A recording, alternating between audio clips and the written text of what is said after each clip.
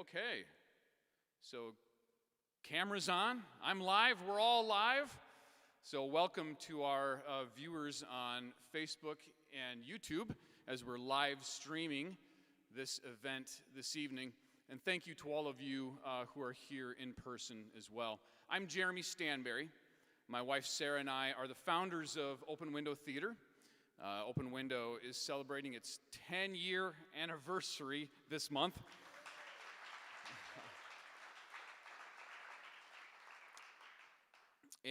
But we just moved into this beautiful new space at the start of 2020.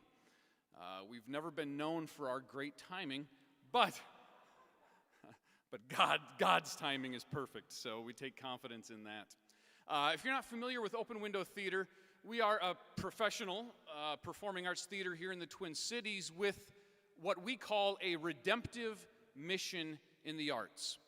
We produce powerful and poignant stories of faith, hope, and reconciliation, which we think is as necessary and as important as ever right now in our increasingly divided and divisive society and culture. And as a cultural arts organization, and one particularly that also has a faith-based mission in the arts, we want to have a voice. We want to participate in all of the important conversations and important issues of our times. And so we're happy to be hosting this event this evening featuring Dr. Willie Garrett. I've only just been introduced to Dr. Garrett very recently by Tim and Renee Skidmore. I'll be introducing Tim in a few moments because he's actually going to be introducing Dr. Garrett for us, but I've been so blessed and edified already by getting to know Dr. Garrett, and he has such a rich and profound and beautiful story that we're excited to share with all of you that will lead towards, I think, a really fruitful question and answer.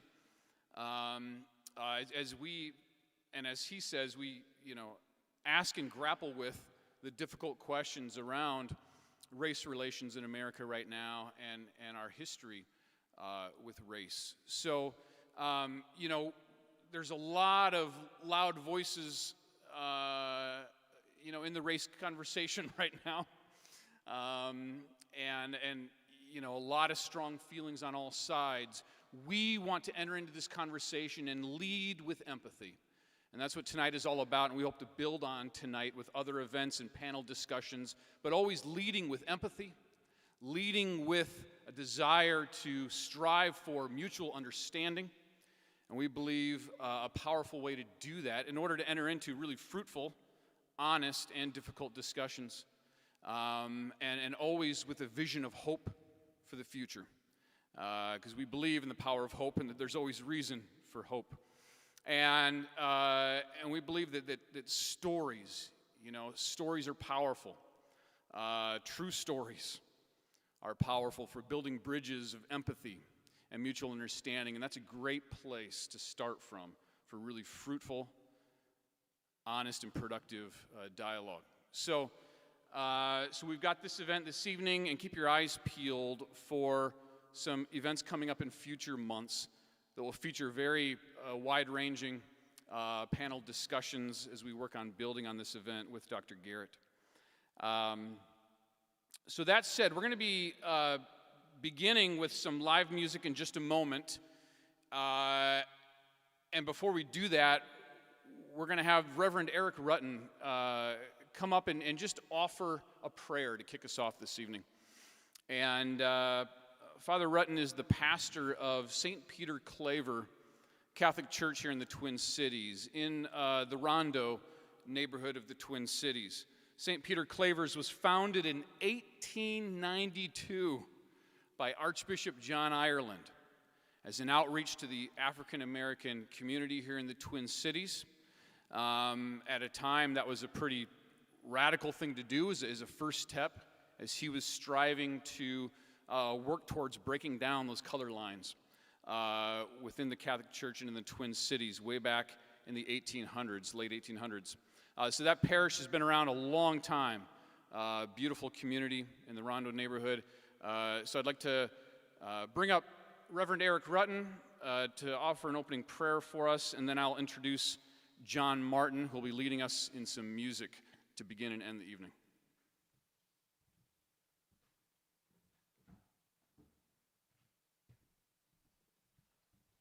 Good evening, everyone. I got to get right up on this. Can you hear me all right? Thank you, Jeremy, and thank you, everyone, for being here tonight. At St. Peter Claver, this is one of our main missions, is to engage in a dialogue about race in our culture for the purpose of healing and the purpose of greater unity among us all. So we're delighted to sponsor this event, or I should say, to support this event tonight. And I also want to thank all of you for being here and being part of it. Let's just take a moment and appreciate this moment, being together, and ask God to bless this evening.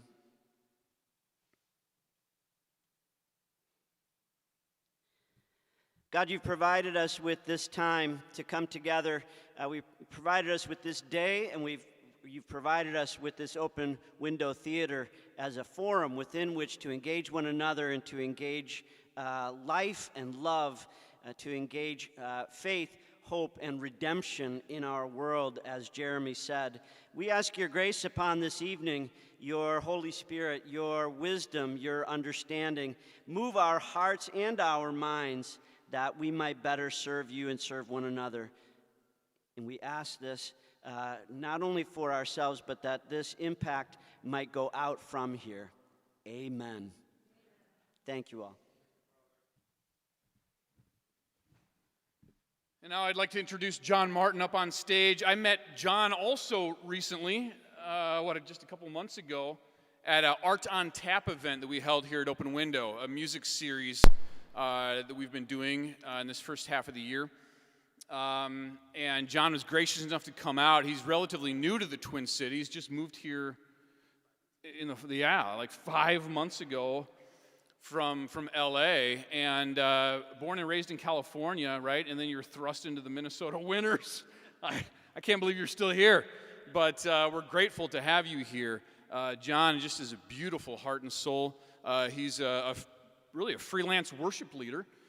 He's a worship leader and travels around the country right now, leading worship for various events. And I was blown away by his musical skills, his voice, his heart, and his soul. He's a very talented multi-instrument musician. And so he's going to just get us started with some music this evening, and then we'll introduce and bring up Dr. Garrett.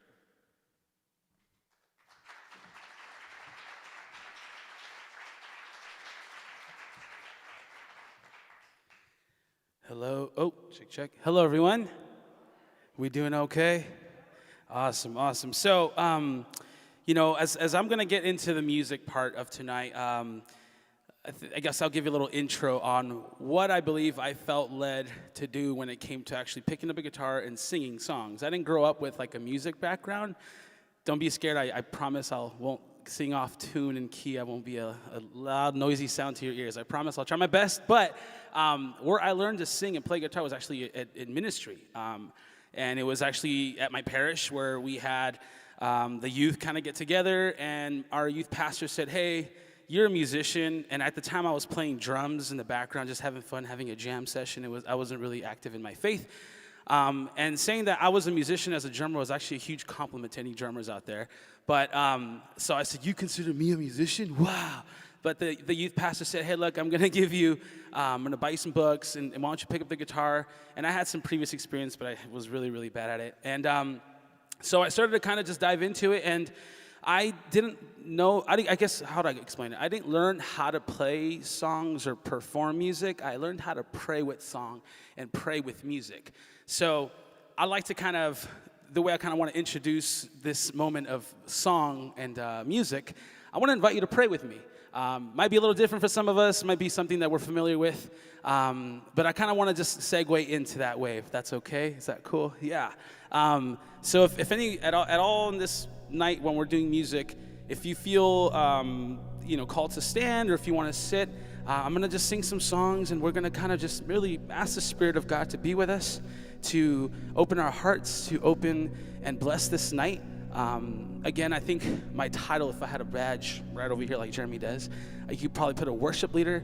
A beautiful nun once told me that, John, you're like a window to heaven. And I was like, wow, that's so beautiful. Oh, I didn't make no connection, by the way, to open window theater, by the way. I promise. That just came out, I promise. There was no pun in there. But to me was like, wow, that kind of explains, like, thank you. I had no idea that's what it considered me to be. And so I think what that meant for me was like, okay, well, I'm kind of like a vessel put here to where God could just kind of use these songs and bring this moment to worship, and bring the Spirit to be with us and listen to our hearts, but as well through song. So I want to invite you to that. It's where I'm going with this. But we'll have some song lyrics. It'll be very, very just easy going. We won't do something or force you to do something you're uncomfortable with. But if you want to stand with me, and we'll get into this moment of worship. I'll teach you a couple little chorus lyrics. Just kind of join along with me. The first one goes like this. It goes, I am chosen, not forsaken. I am who you say I am. You are for me, not against me. I am who you say. Oh, it sounds like we have some singers in the house. That's beautiful. That was really good. Let's try that again. I am chosen, not forsaken. I am chosen, not forsaken. I am who you say. You are for me, not against me. You are for me, not I am who you say. I am who you say. I am chosen, not forsaken. I am chosen, not for. I am who you say. I am who you are for me, not against. You are for me, not again. I am who you say I am. I am who you say. I am who you say I am. Who the sun sets free, we sing it out. Who the sun sets free, oh, is free indeed. I'm a child of God. Yes, Yes, I am in my Father's house. Same melody. In my Father's, there's a place for me. There's a place. I'm a child where your children got. I'm a child of God. Yes, I am. Who am I the highest? Here we go. Who am I that the highest King would welcome? I was lost, but he brought me in. Oh, his love for me. Yeah, his love. We can sing it together as one song. Here we go. Who the sons, oh, it's free. Oh, it's free. I'm a child. I'm a child. Yes, I am. Yes, I am. Free at last. Realize he has ransomed me. His grace runs. See, while I was a slave to sin, while I was a slave to sin, Jesus died. Yes, he died for me. Yes, he died for me. The sun sets free. We sing. The sun sets. Oh, it's free. Oh, it's free. I'm a child, I'm a child. Yes, I am. Yes, I am. My Father's house. In my Father's, there's a place for me. There's a place. I'm a child of God. I'm a child. We proclaim it. Yes, yes, I am. I am chosen, not forsaken. I am chosen, not forsaken. I am who you say you are for me. You are for me. I am. Heaven is here with us, Holy Spirit. I am chosen. I am. Yeah. You are for me. You are for me. Not again. I am who you say I am. I am who you say I am. The sun sets free. The sun sets free. Oh, it's free. Oh, it's free. I'm a child. I'm a child of God. Yes, I am. My Father's house. In my Father's, there's a place for you and me. There's a place for me. I'm a child of God. Yes, I am a child of God. One more time, nice and loud. I'm a child of God. Yes, I am. Amen, amen. Yeah. You give it up to Jesus. Praise you, God. Praise you, Father. We ask that you bless this night tonight, Lord. Maybe you can sing this little chorus with me. It goes like this. Christ alone, cornerstone, weak made strong in the Savior's love. Through the storm, He is Lord, Lord of all. You sing that again. Christ alone. Christ alone, corner, weak made strong, weak made strong in the Savior's love. Through the storm, He is Lord, Lord of all. You see my hope. My hope is built on nothing less than Jesus' blood than Jesus' blood and righteousness. I dare not trust the sweetest frame, but wholly trust in Jesus' name. Christ alone, Christ alone, cornerstone, weak made strong in the Savior's love. Through the storm, He is Lord, Lord of all. When darkness seems, we sing that again. When darkness seems to hide His face, I rest on His unchanging grace. Amen.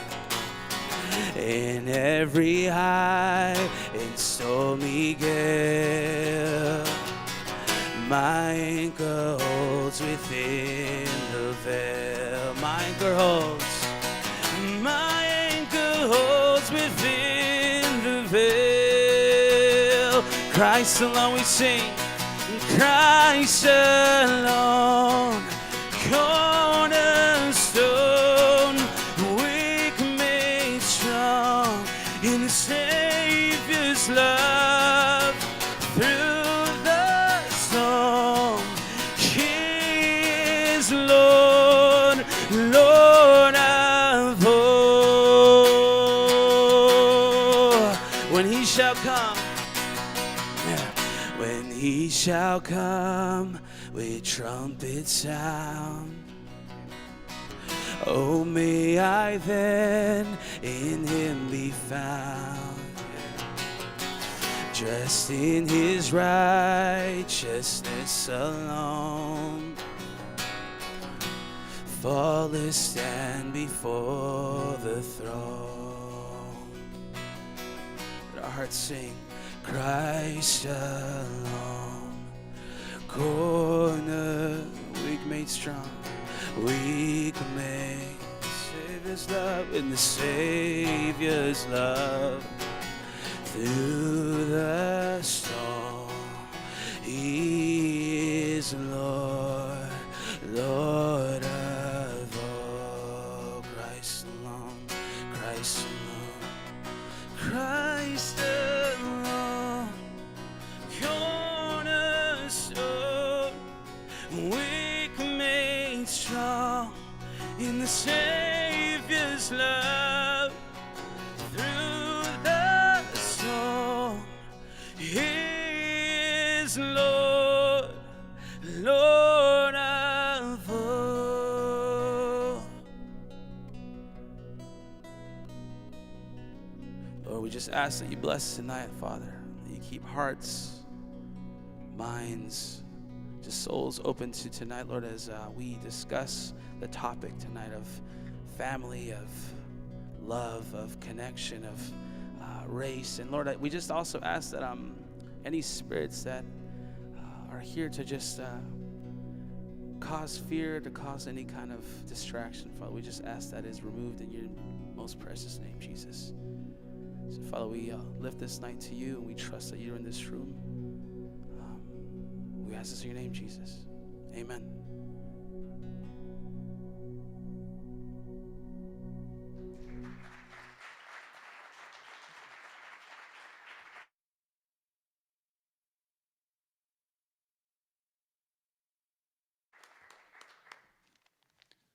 Thank you, John. I could listen to you all night, brother. It's beautiful. Thank you. I want to thank, we're not done yet. We're just getting started, but I want to thank Christiane's Legacy of Love Foundation for sponsoring tonight's event, and as well as for our promotional partners, the Church of St. Peter Claver, Anselm House at the University of Minnesota, and Worklight through Christians in Commerce, for all helping to spread the word and promote this evening's event. Like I said, I was introduced to Dr. Garrett by Tim and Renee Skidmore, who have just become wonderful friends in the past several months.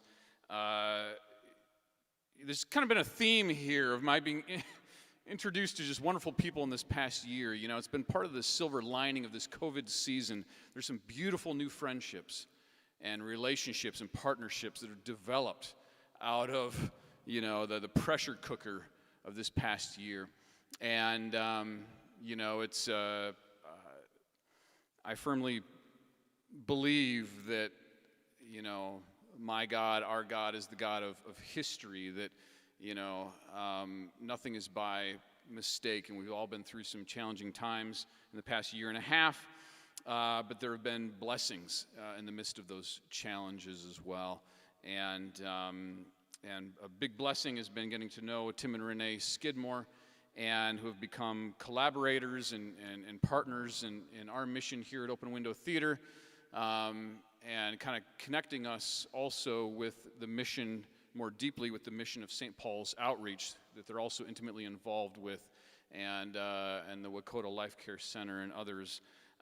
So we're grateful for their friendship and support, and they have a deep and long-lasting kind of personal friendship with Dr.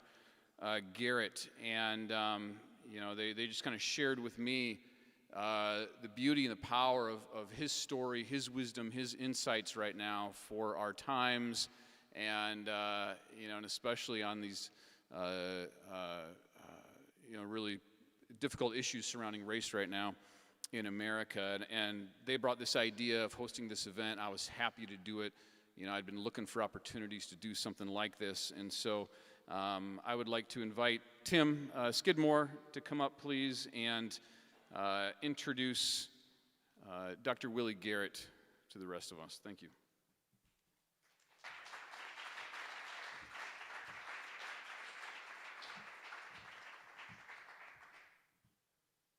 Good evening. Do I need to step on this, Jeremy? No, just get close to the mic. Okay, just get close to this.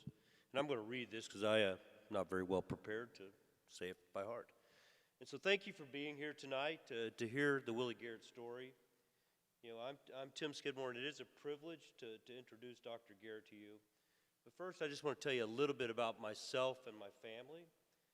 My wife, Renee, who's somewhere back here in the darkness, we have 5 adopted mixed-race and black children. And our children, I'll just do it this way, our children have been adopted from birth and as toddlers. And they range in age today from age 14, so we have 2 at St. Agnes School in Frogtown, from 14 up to 31. We have 3 sons, so I have 3 black sons and 2 daughters. And here's just a one nugget or one fact that just I want to leave with you before Dr. Garrett comes out here, just to kind of chew on through Dr. Garrett's talk, and just a little bit about how far we've actually come as a culture over the last 31 years. And that nugget is that our oldest child, our oldest son, was the first black child adopted across racial lines in the state of Delaware. That was 31 years ago. And as the father of 3 black sons, I just have visceral fears in this environment concerning racial prejudice, racial bias, and the way that our culture is behaving. As for me, I'm a 60-year-old white male. And from the view of the culture, I'm privileged, and I'm inherently a racist. And that's despite the fact that I have 5 black children, 3 of which are sons. And I carry a fear with me every waking moment of my life that one of my sons will end up in the wrong place, at the wrong time, under the wrong set of circumstances, and ending up in a tragic situation. And I pray that that never happens, not for me, and not for any father or mother, brother or sister. We need channels for productive dialogue, constructive dialogue. We need to be able to have conversations without violence. I believe it's in sharing and creating opportunities to share our experience and our stories that we will find common ground. While we all have our own journeys, our own stories, we can't walk in each other's shoes, but we all are brothers and sisters under the same God. We have to find ways to get to know each other better. I've known Willie Garrett for over 5 years. I respected Willie from the moment that I met him. And after this evening's story, I am confident that you will agree with me when I say that Willie is calm, humble, gentle, kind, insightful, and wise. And like me, he's raised black children. Like me, he's raised black sons to become men. He's likely had some of the same fears about one of his sons being in the wrong place at the wrong time under the wrong set of circumstances. But unlike me, Willie is black. About a month ago, I asked Willie what he thought about what was going on around racism in America. The police, the protests, the violence. And Willie said, "Tim, let me tell you a little bit about my story." And when Willie finished this response, my reaction to this is, we have to film this, Willie. We have to capture your experience on tape. And that's what this evening is about. It's about having the opportunity to share the Willie Garrett story with you. And after tonight, I'm sure that we'll all have more than just a few nuggets to chew on. I want to thank Jeremy and the Open Window Theater for collaborating with Renee and me to create this opportunity to share the Willie Garrett story. And please join me in a warm welcome for my friend, Willie Garrett.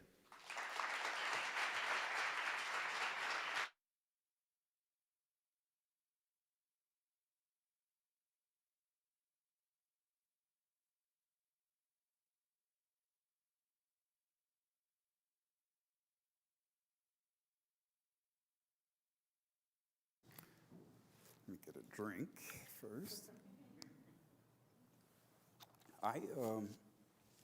First of all, would like to thank all of you for coming here today. I didn't think my life was that spectacular at all, really. But I will share, my experiences and the things that I've been through over the 68 years that I've been alive. One of the things I want to say to all of you is that, I've been through a lot of things. I've had a lot of hardships in my life, but I was happy as a child, really. I mean, even though I was living in poverty and there were a lot of things I needed that I wasn't getting, I was happy as a child. I always had family around me. I had a large extended family and friends, and a very strong community around me. And so I felt very protected and very cared for by a large number of people. And so while I didn't have some things at certain times, there were times when I didn't have enough food or something like that, I felt that I had just an incredible amount of support. And to tell my story about myself, I have to start off, with my ancestors, of course, And my mother's family, I don't know a lot about, but they came up out of slavery. They were slaves in Tennessee, and they escaped slavery, came up through Kentucky and then Ohio, Alliance, Ohio. And then eventually they moved to Philadelphia. But I don't have much of a history about them. I just know that my great-grandfather on that side was an ice man, that he sold ice. People didn't have refrigerators. This was in the year 1900. And so he had a horse and a cart, and he would go around the city selling ice, and that was the work that he did. I know a lot about my father's history. My father's family came from South Carolina. And so I didn't live in the South. I lived in Philadelphia, Pennsylvania, actually. So I lived in an urban environment. I lived in North Philadelphia, where there were 1 million black people. But my ancestors were from South Carolina. My grandfather, who had the same name as I do, Willie Garrett, was the first free-born person in our family. He was the first one who was born free. His mother, my great-grandmother and great-grandfather, were both slaves on the same plantation and were freed from slavery as my great-grandmother, she was 17 when she was freed, and my great-grandfather was, I think he was 7, so he's like 24 years old when he was freed. And they were both on the same plantation. Both of them had white fathers because slave women were not just slave women, slave men and slave children were all abused by the slave owner and his friends and his brothers and his teenage sons as well. And so, so both of my great-grandparents on my father's side were freed slaves, and after they were freed from slavery, my great-grandfather's name was Eli, decided that he was not going to keep the slave owner's name. Both of them had the same name because they were on the Morgan plantation, and so they had the Morgan last name. And so he decided after they were freed from slavery that he was going to not use the Morgan name anymore, and that he was going to pick his own name. And there was a white abolitionist named Thomas Garrett who worked with the Underground Railroad. And he was a notorious guy. I mean, he shot it out with the slave catchers and slave owners, and he was a man who had money. He had a business, and so he had money, and so he helped support the Underground Railroad and to help slaves get to freedom. And he was a Quaker, and it was part of their religion to look out for people, you know, anybody who was in need, basically. And so, so I consider Thomas Garrett to be one of my ancestors, even though he's not. But that's how we got the Garrett name. And I didn't find that out until I was an adult, really, because a friend of mine who studies genealogy, she has done extensive research about families and slaves and pre-slaves, and she came across my family while she was doing it and told me about it, about how they took on this name from Thomas Garrett. And later, some younger cousins of mine did an extensive family history and search and has, the whole family tree and the whole bit. So that's where I came from. My father grew up in South Carolina. He was the oldest of 16 children. And because he was the oldest, he worked with my grandfather. And my grandfather was a sharecropper. And so there was land that they, I guess you can say, rented. And they raised crops, and they never really got anywhere. They never really made any money because it all went to expenses. And so, but they did get to grow the food that the family needed. And so my father worked with him for years as a sharecropper. My father eventually left South Carolina because of racism, and he wanted to be better and to do something better. And so he came up to, he left there and came up to Philadelphia and went to a vocational school, a one-year program, and became a barber after that. Now, my father told me when I was younger that he graduated from high school. And so I always believed that was true. And after he died, I found out he did graduate from high school. But in the town that he lived in, the small rural town that he lived in South Carolina, the black high school only went up to the 10th grade. And then you were given a certificate, and then you went and worked in the farm fields. And it was a small town with like train tracks down the middle, like stereotype small town. Other side of town, the white part of town, the school went to the 12th grade. And kids went on to, additional training or college or something like that. But the black kids, they got a 10th grade education and they went out to work. And my father basically did that. He got his education and was a sharecropper and with my grandfather. And then he got tired of that and came up to Philadelphia, and that's where he met my mother. And my experiences with the Jim Crow era was not that I lived there, but we went to visit our relatives. And my father was a big man. He was one of the pillars of the community in Philadelphia. He was one of the few black men, well, I should say only 2 black men. He was one of 2 black men that I knew who worked for themselves. And my father had a barber shop, and this other man had a junkyard. But they were considered prominent people in the community. And so my father, because we had a poor community, there were times when people wouldn't get their hair cut. And he was charging $1 for adults and 50 cents for kids.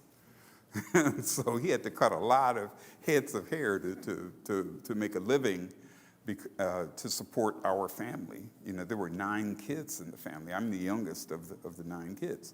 And so, so I saw my father just sort of not miss a beat, that he went from cutting hair, and next thing I know, I'd see him fixing cars, or he'd be painting houses, or he'd be recycling like rags and metal and things like that. He'd just go from one thing to another and tell people about his barbershop, and then when things got better and he had more customers, then he would go back to full-time barbering.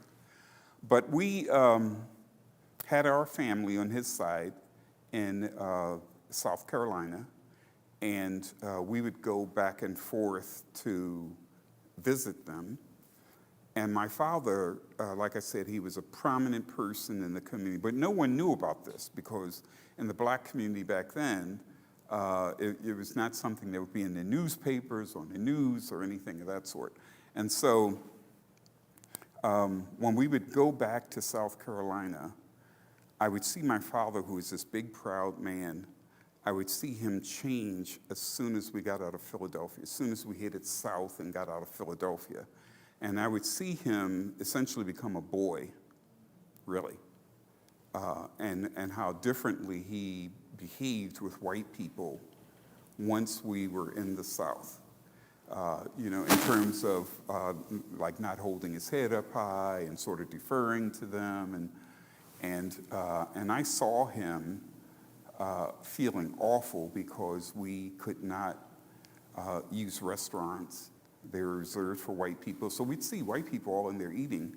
And when my father would walk up to the restaurant, and he was just going to order some food and not have us eat in there. We weren't eating in the car. But I saw waitresses, and we stopped at several places. I saw waitresses lock the door when he got up to the door. And once I saw a waitress sort of leapfrog over the counter to lock the door when he came up. And I saw him walk back sort of ashamed and feeling powerless. And all of us kids were in the car, and we were hungry. And he couldn't provide for us because it's basically white only in those places. So eventually he stopped at a train station, which was kind of a federal program at that time. And so at the train station, he could not go into the restaurant to order food. And we couldn't eat there at all. We see all the white people in there eating and enjoying the air conditioning because it's really hot, down there. And so he had to walk around the back door of the restaurant to the service door and order our food and then bring our food out to the car, and we eat in the car. We couldn't use the bathrooms. And so, we had to, with kids, we all had to go to the bathroom. And so he had to find the black side of town to find like a gas station or a restaurant that we could all use the restroom in. And so it was the whole, it was the whole Jim Crow situation there, in terms of white water fountains, everything. And I didn't understand that because in Philadelphia, there wasn't white water fountains at the time. There were segregated neighborhoods. And so we didn't go into the white neighborhoods, and the white people didn't come into our neighborhood kind of thing. But we didn't have white water fountains. When you were downtown or at the airport or anywhere, you could use any bathroom or water fountain that you wanted. But as soon as we got south of Philadelphia, it was different. And so we went through this every time we went to South Carolina. But when we did get close to my grandparents' home, the white people there were different. It was kind of strange that within that immediate area, the white people there would allow us to come in the front door and we could sit and eat or buy food or whatever, and they had a water fountain there and it didn't say white or black or whatever, and so it was just kind of strange to see that, to go through all of that, that Jim Crow experience, getting down there and then seeing that small pocket of white people who treated us with kindness. And so we made multiple trips back and forth, and every time it was the same experience. I got to know my grandfather up until I was almost 14 years old. So I got to know him and talk with him. My grandfather eventually purchased the land, the farmland that he was sharecropping. And he purchased it because my father helped him. My father had left South Carolina, went up to Philadelphia, saved some money, and sent it back for his father to purchase that land. And so the land is still in the family right now, actually. And it's 300 acres now. And it was, I don't know how many acres it was. When I was a kid there, it just seemed like it was really huge, But it's 300 acres left. I think some was sold off during that time. And so my experience with Jim Crow was just hurtful to me, and as a child, it was extremely frightening. And the most frightening part was to see my father as a person who was powerless. That was the most frightening thing to me because I felt very protected by him. We lived in a big city, and he was a big man, big, powerful, strong man that everyone respected. And to feel like he couldn't protect me there was a scary thing for me as a child. And to this day, I can think about that. I can think about how I was in the car and I would see these things and how awful I felt and how frightened I was. And I knew my father was feeling bad as well. Now, my relatives who were in South Carolina, they came in as slaves to the port of Charleston, South Carolina. And so my ancestors were part of the whole slave situation in Charleston, who was led by John C. Calhoun, who, remember Lake Calhoun here in the Twin Cities, when people were saying, why change the name of Lake Calhoun? But John C. Calhoun was a former president of vice president of the United States, and he allocated money to Minnesota, and so they named a lake and some buildings after him as a result. So so it sort of hits home when I hear that story. My ancestors came from Benin in West Africa, actually. The DNA from my family shows that most of our African DNA came from Benin. We have small amounts from like Nigeria and all the other countries, a little bit from there, but the largest amount was from Benin. But we are also 36% from Northern European, which is quite a bit. And on top of that, 3% Pacific Islander, which was a shock because everyone thought, oh, we're Native American and all this stuff, you know. But they found out that there's no Indian blood in us at all, you know, but it turned out to be Pacific Islander. So as a child, I was the 9th child of my mother, and my mother gave birth to me when she was 28 years old. And so she was struggling, and as a psychologist now, I know it as depression, that she was having like a postpartum depression. And I had an aunt who stepped in, who took care of me, and you know, who I lived with on and off up until I started kindergarten. But for the first 8 or 9 months of my life, she spent a lot of time caring for me while my mother was recovering. And so I was the youngest of the 9 kids, so I had the care and safety and protections of all of these brothers and sisters who were older than me, and then I had both parents as well, and then I had all of these relatives. I still have about 300 relatives in Philadelphia right now, a lot of them. My mother's family had 16 children also. So my father's family had 16, my mother's family had, so I've got all of these uncles and aunts and all of these cousins all over the place in Philadelphia. So I attended an elementary school in Philadelphia, and all the kids were black and all the teachers were white.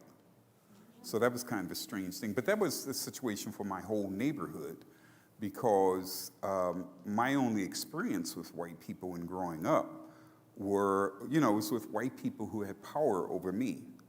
So it was the police, and it was bill collectors, social workers, you know, people like that who would come into the neighborhood for whatever business or whatever they were doing, and then they would leave. So I never got to really know white people when I was growing up, except for my teachers. I mean, I had a relationship with my teachers. And, but I had the standard education from those teachers as well. Like, they taught us nothing about slavery. You would never think it happened.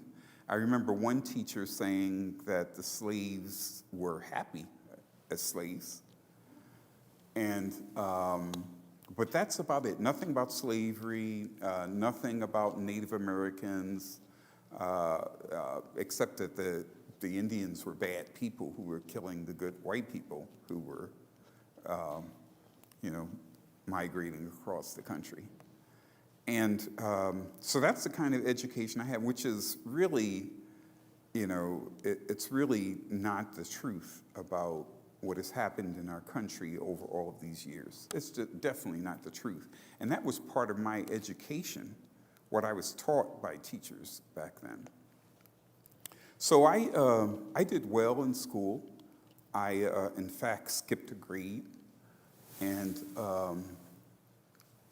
went from kindergarten through 6th grade was my elementary school. And then I went to a junior high school, which was 7th, 8th, and 9th, 3 years actually. And my first experience with the police was when I was 10 years old. That was my first experience with the police. And I can remember it to this day. Some friends and I were coming from a playground, and it was like 3 or 4 of us. And a police car drives up right beside us, and the cops get out and they search us and start asking us questions. Who are the drug dealers in the neighborhood, and who are, you know, the people who are committing crimes and all. And we told them, you know, we don't know all of this stuff. We're just kids, you know. But that was my first experience. I was 10 years old. And then it progressively got worse. As I was in junior high school for 7th, 8th, and 9th, I had to walk a mile from my junior high school to my house. And in that mile walk, I got stopped. Most days I got stopped by the police and searched, and they'd slap me and my friends around, call us names and things like that. But sometimes I would get stopped and searched twice in that 1 mile walk home. And we were kids, we had books and things like that. You know, we're obviously school kids. You know, we were like 13-year-olds. So that continued with me through junior high school. Now, in addition to that, in my neighborhood, there was crime and there were gangs that started. But what I saw was that a lot of this started in the 1960s, because what you find in black communities and up into the 1950s was that the black communities were fairly stable, really. Guys were getting married. The crime rate was about the same between the black community and white communities. Kids were going to school. You know, I mean, there was not a whole lot of difference. But I noticed a change in the 1960s with the increase of drugs coming into my community and the increase in guns. And I actually witnessed drug deals that would go on. I mean, I would see these guys drive up in these big black Cadillacs, white guys, and they look kind of like the Blues Brothers with the black hats and black suits. And obviously mafia guys, I'm guessing. And I would see them go up to a group of black men and start laughing and joking with them, and then they would be patting them on the back. And I was wondering, why are they patting him on the back so much? And then I looked closely and I saw that they were dropping packets of white powder down the back of their shirt. So it's collecting in their lower back. And that's how they were passing the drugs on. And the guys would give them an envelope, I'm guessing, for money that they got from selling the drugs. But drugs, cheap drugs, flooded my community back then, and the guns. And then there started to be shootings at that time. And so I was at the age of, because of the gangs, I was at the age where I could be considered a gang member. And my school was on the borderline between the territory of two different gangs, two large gangs. And so I had to just sort of walk a fine line every day, because I didn't belong to my neighborhood gang, and I didn't belong to the other gang. And I also had the police to watch out for too, because I couldn't, I couldn't run to the police and say, help me, these gang members are after me, kind of thing. And so I had the police who were after me as well. And I got tired when I was in junior high school. I just got tired of being stopped and searched, and sometimes I would resist, and they would pull out their guns, and then I would have to do it. I'd have to, you spread eagle against the wall. Everyone knew it. All the kids in the neighborhood knew it. You spread eagle against the wall, your legs apart, and they would come and they would pat you down and slap you around a little bit and call your names and then send you on your way, kind of thing. But I got tired of that, and I'm just glad that I didn't get shot by the police, because I resisted at times. And I had a few close calls, with shooting kinds of things during that time. This is the first time I'm telling the public about this, really. But I had several close calls. One time I witnessed a jewelry store robbery. I didn't witness the robbery, I should say. I witnessed the robber running from the jewelry store and a police officer chasing him. The robber was a black guy, the police officer was white, and I saw the police officer fire at the robber, and the robber was running towards me and my friend, and the bullets hit around us. And we were close enough that we had some injury to our face from the brick that chipped off the wall. We were that close to the bullets. And I witnessed the guy stab the police officer, actually. So, I mean, the whole thing, I had that happen. I had multiple other situations like that. while I was growing up. And I was like 13, 14 years old, and I was experiencing all of these things. And I knew that my parents couldn't protect me. My parents were not educated people. Like I mentioned, my father had, his high school just went to 10th grade. And my mother, she just completed 3rd grade. She, after she completed 3rd grade, it was during the Depression, she just went to work helping one of my aunts clean houses. And so my mother didn't have an education. My father had some. The best they hoped for me was that I would graduate from high school. So I got through junior high school with all the gang stuff, and then I went into my high school, which was 10th, 11th, and 12th grade. And so my high school was even worse in those ways. In the school, I was safe. There were no shootings in the school, no violence in the school, actually. But outside of the school was the real danger zone, because every day the 2 gangs would fight. It was right on Broad Street, which is a big street in Philadelphia, in North Philly. And my high school was right on Broad Street, and one side, one gang, one side the other. And so I had to be friendly with both gangs, but not too friendly to make the other gang want to come after me. And I would have crazy experiences with these gang members. They would fight and they would shoot at each other at times, and I would get caught up into things. Like, for example, one day I was coming home from high school, and I was walking by myself. I usually walk with a friend, but he didn't come to school that day or something. But I was walking home from high school, and I usually have to pay complete attention to my surroundings. You do when you're in that situation. And so I wasn't paying attention. I was looking down, sort of daydreaming, and all of a sudden, I saw a group of gang members in front of me, and I knew those guys. And I thought, oh my God, this is the worst possible place for me to be, is to talk to these guys on Broad Street, on the other side of the street with the other gang. And so I knew I had to be friendly to them or they would beat me up. So I, just stopped and thought I would chat with them for a second. And I started to walk away after maybe a couple minutes, and then they wanted to walk with me. And so I thought, oh no, what am I going to do? And so we walked a couple blocks, and we walked past an auto parts store.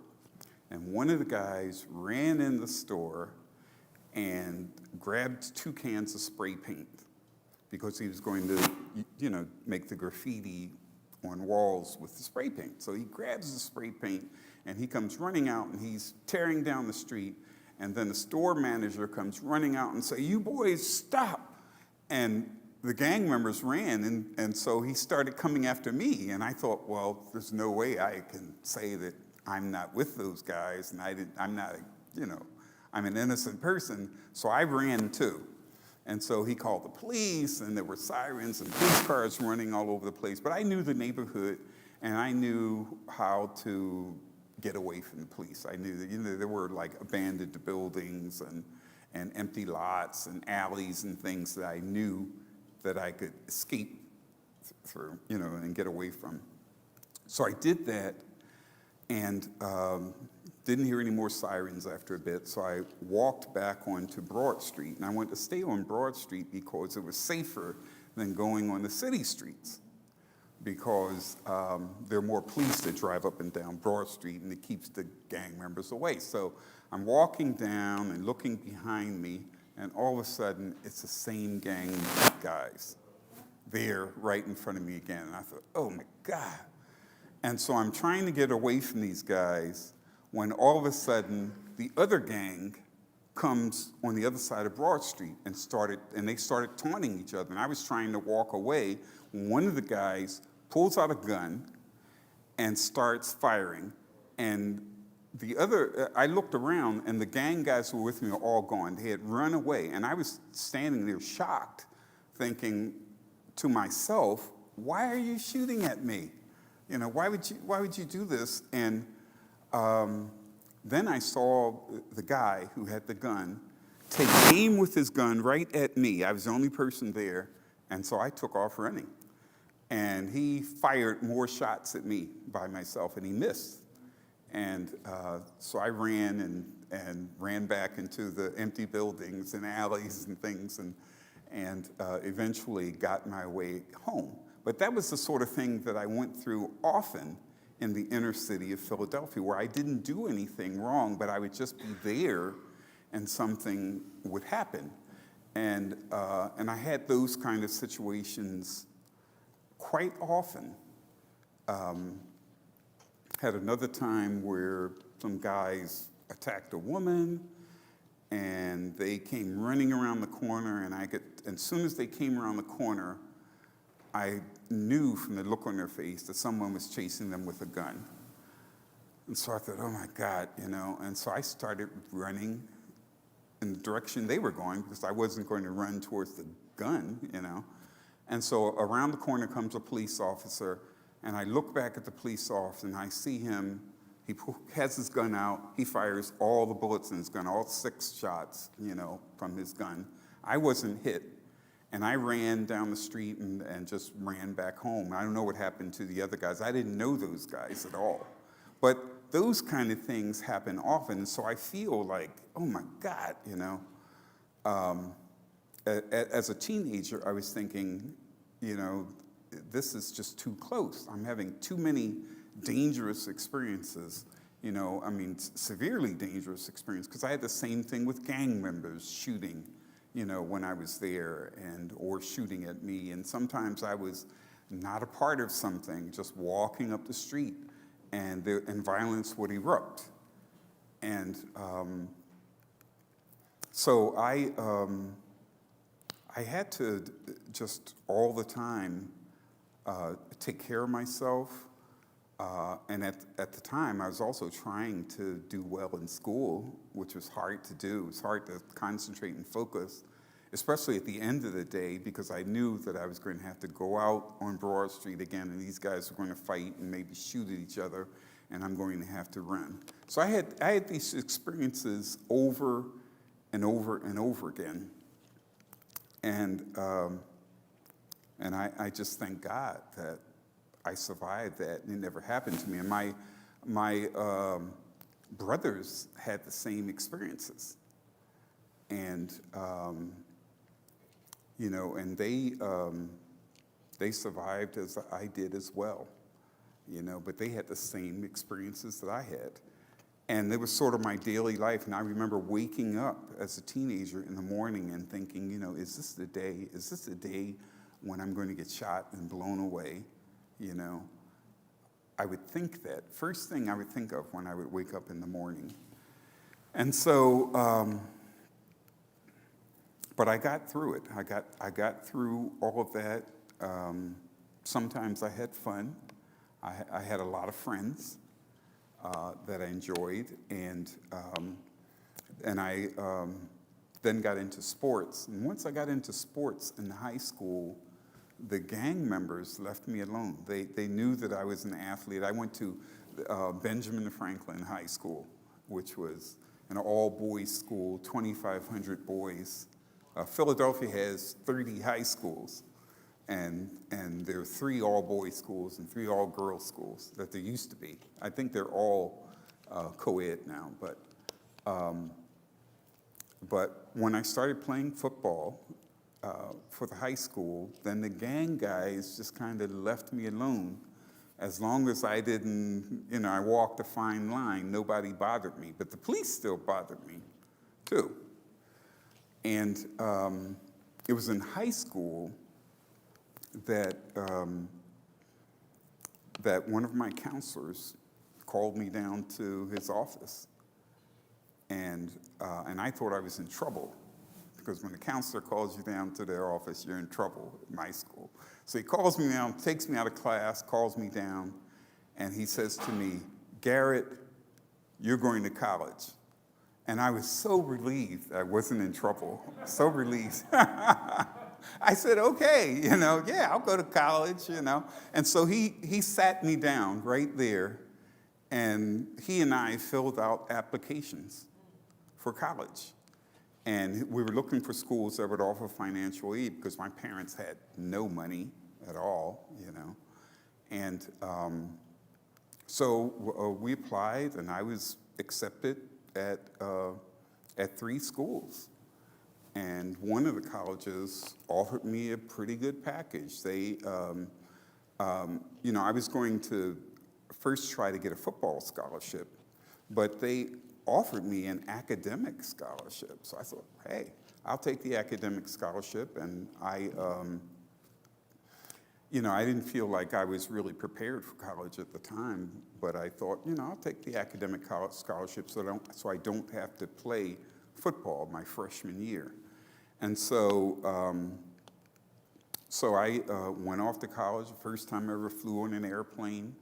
The college was in northern Wisconsin, and in a town called Ashland, Little Northland College, a little private school there. And it was so stressful for me that first year. And one of the things that really struck me was the silence.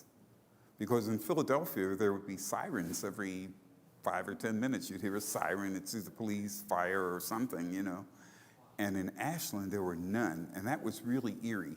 And but also, I was shocked to find that Ashland didn't have a black community. I thought all towns have a small black community. There was none. No black community there. I felt like I was behind enemy lines. I thought, these white people are going to kill me. And there were just 10 black students at the school at the time. And I was one of the 10 black students. And so I got by. I didn't bother people, and people really didn't bother me, but I was sort of paranoid about the white students at the school because I'd never lived around white people, never gotten to know any white friends. And so I had to get used to college work. One of the smart things I did was bring books from high school, because at my high school, the all-male black high school, a lot of teachers would show us sports films. Instead of teaching us English or chemistry or something, they would show us sports films in class. And so I had a number of classes where that happened. And so when I got to college, I knew I was unprepared for college. I remember my first class, there were like 30 kids in the class, and all these kids from all these private schools, and here I am from an inner city public school and didn't get a good education. And I remember having my first test, and when I had my first test, I just knew that my score would be on the bottom and I'd be the worst. So the first test, I saw there was a code given for each person, and it showed your grade. And I looked at mine, I thought, there's got to be a mistake here, because my score was right in the middle. Of all of these smart white kids from these private schools, my score was right in the middle. And so I went to the professor and I said, hey, there must be a mistake here with my score. I did, that's, And so he just looked me in the eye, and this is the guy I really liked. This is a professor who he gave me his home phone number, and he told me to call him. And if I didn't understand anything, call him anytime. He even invited me over his house for him to sort of tutor me and help me. And I did that several times. But he told me that was the score that you earned. And I walked out of that class, and I was thinking to myself, it's not true. It's not true that white people are smarter than black people. It's not true. Because I scored better than half of these white kids who came from these good schools. And so the next test, I was the third highest in the class. So once I realized I was as smart as everyone else, I was the third highest, and from every test after that, I was either first, second, or third in the class. And so I kind of limped my way through college, finished my freshman year, went home to Philadelphia, couldn't get a job, just hung out on the streets, you know, and it was a miserable, awful summer because I had experienced peace and calmness and safety. It was the first time, you know, I experienced really safety was living in Ashland, really. And I mean, there was racism in Ashland too, but generally, most of the racism was directed towards the American Indians because there was a reservation near there. And so they just sort of didn't pay much attention to the few black students at the college. They knew we were at the college, and they assumed that if I was a male, I was probably an athlete anyway. And so I, you know, so I went back to Ashland at the end of the summer, and I decided to play football then. So it was starting of my sophomore year.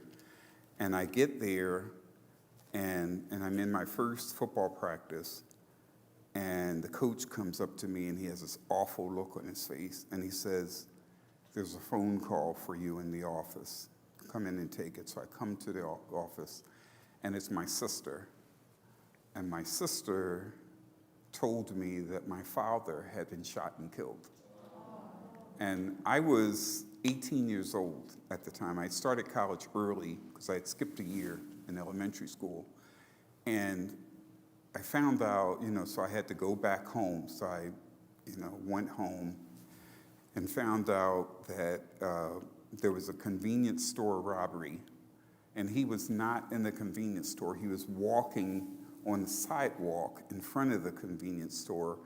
And a person who witnessed it said that the robbers ran out and they ran into him, and he was startled and they were startled, and they turned around with their guns and they just blasted him and shot him, and he died right there, which was devastating to me because my father was the income earner for the family. And he couldn't give me much money for college. He gave me a little bit here and there. But he was the income person for the family. And I knew that I had nowhere to go. I had nowhere to live after that. My mother had a third grade education. She couldn't support herself. I was the youngest child. My older siblings were young parents. They were married and living on their own kind of thing. And I knew that, you know, that I had nothing right now, no means of support whatsoever. I mean, I had a mother, but there was nothing that she could do to help me right then. And so, and at that time, you know, I thought about, well, maybe I shouldn't go back to Ashland. Maybe I should, you know, just stay in Philadelphia. And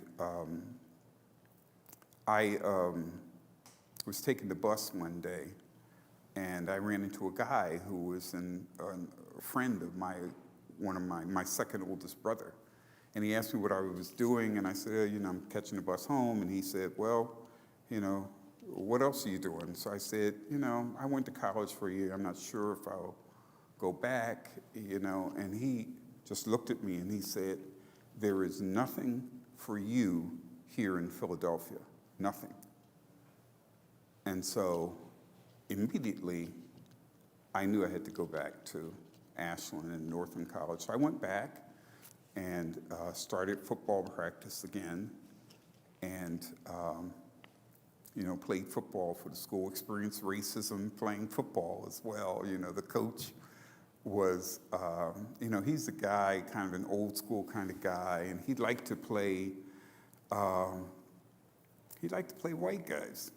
Actually, is what he did, you know. And so I was leading the team in tackles by playing part-time. I was leading the team in tackles, and so I wouldn't get more playing time from him. And one of my friends was a star running back for the team, and he complained because he would get the ball down to within scoring range, like the 1 or 2 yard line, and get it to somewhere close to score, and the coach would take him out and put a white guy in to score the touchdown, kind of thing. And when the team was in big trouble, then he would put all the black guys in. If they were in a difficult situation, he'd take the white guys out and put the black guys in, So we would be the ones who would be there that are sort of blamed for getting scored on, So, but anyway, still that,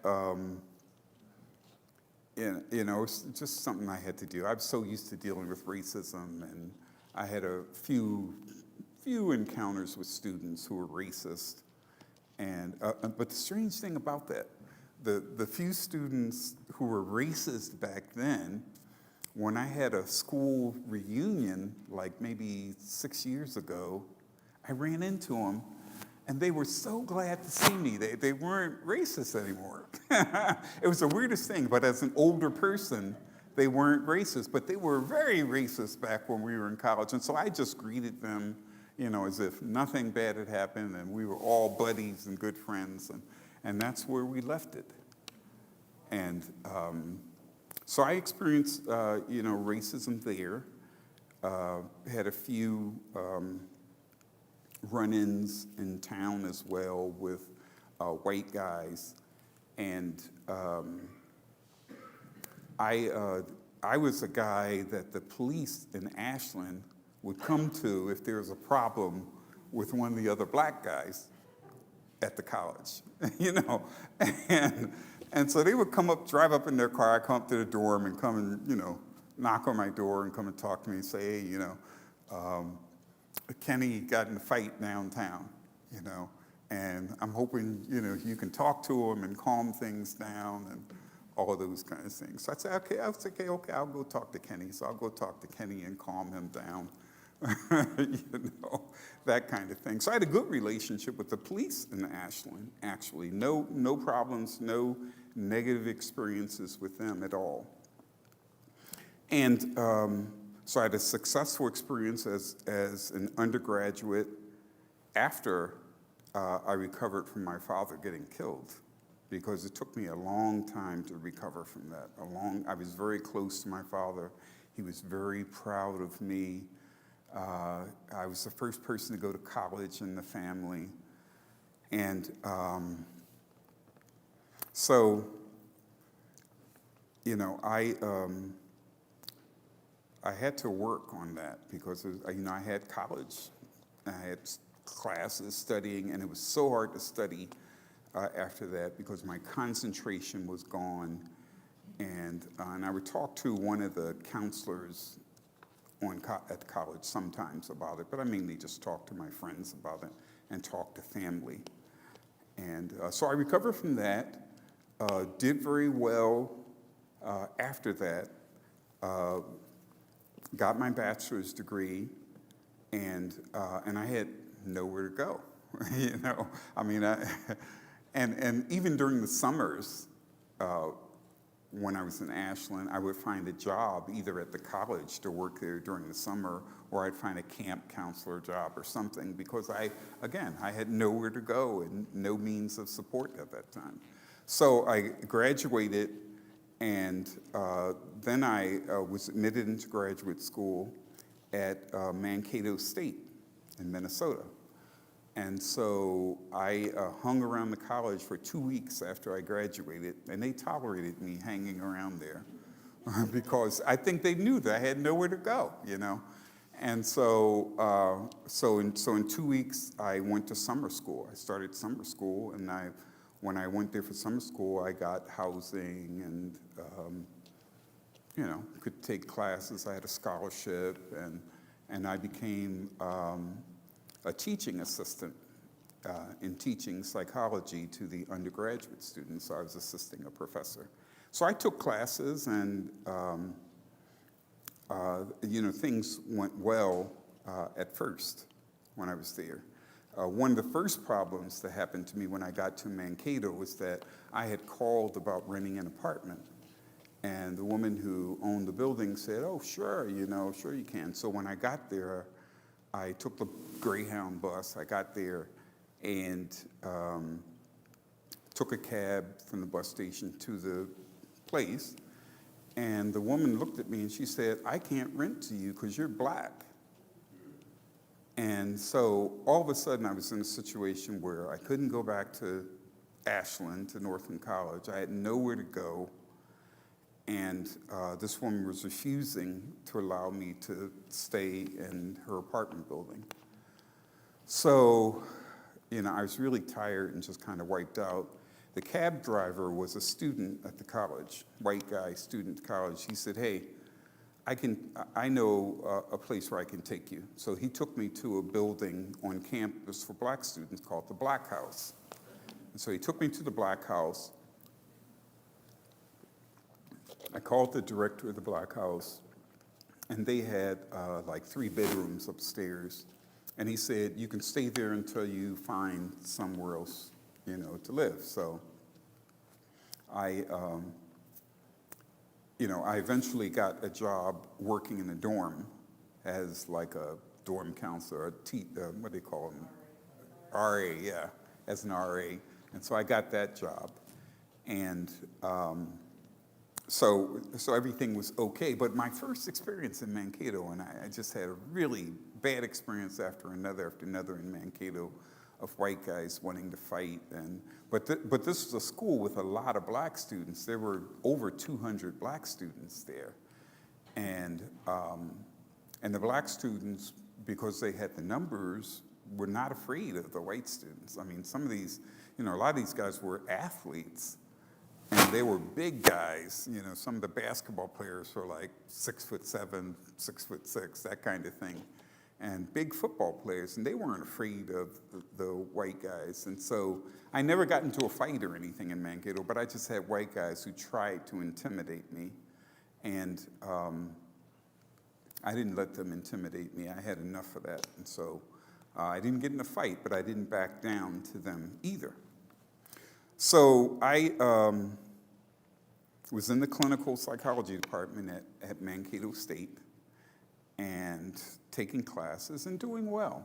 And I had another situation where, all these students, other students in the clinical psychology department came from these big schools, UCLA and, schools like that. And here I came from little Northland College in Ashland, Wisconsin. But I found that I knew as much as they did about, psychology. And so, but the head of the clinical department called me in one day, and he said to me, he said, "I want you to drop out." He said, "I want you to drop out of the program." He said, "We only admitted you because of the affirmative action program. That's the only reason we admitted you." He said, "You're not as qualified as the other students, and you're never going to be a psychologist." And so I felt really angry, and I was thinking, I'm either going to hit this guy or something. So I just walked out.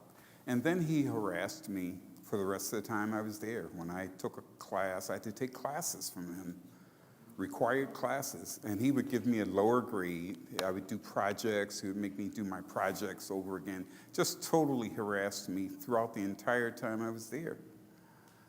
And but I again, I got through it. I had maybe 2 or 3 white friends who helped me out and supported me, who would give me information, because there's times when he wouldn't give me information or give me, something that I need to do my work, and they would come and say, "Hey, this is what you need to do. This is, what was left out of that. This is what he gave everybody else," kind of thing. And they helped me along. And I did the work, and I did well in graduate school, but I needed their help to get through that. So, I had this pattern of problem after problem after problem, but I also always had people step up to help me and support me all along the way. And I had another professor at Mankato State who was just determined that I would be successful and who pushed me, to excel, but also comforted me.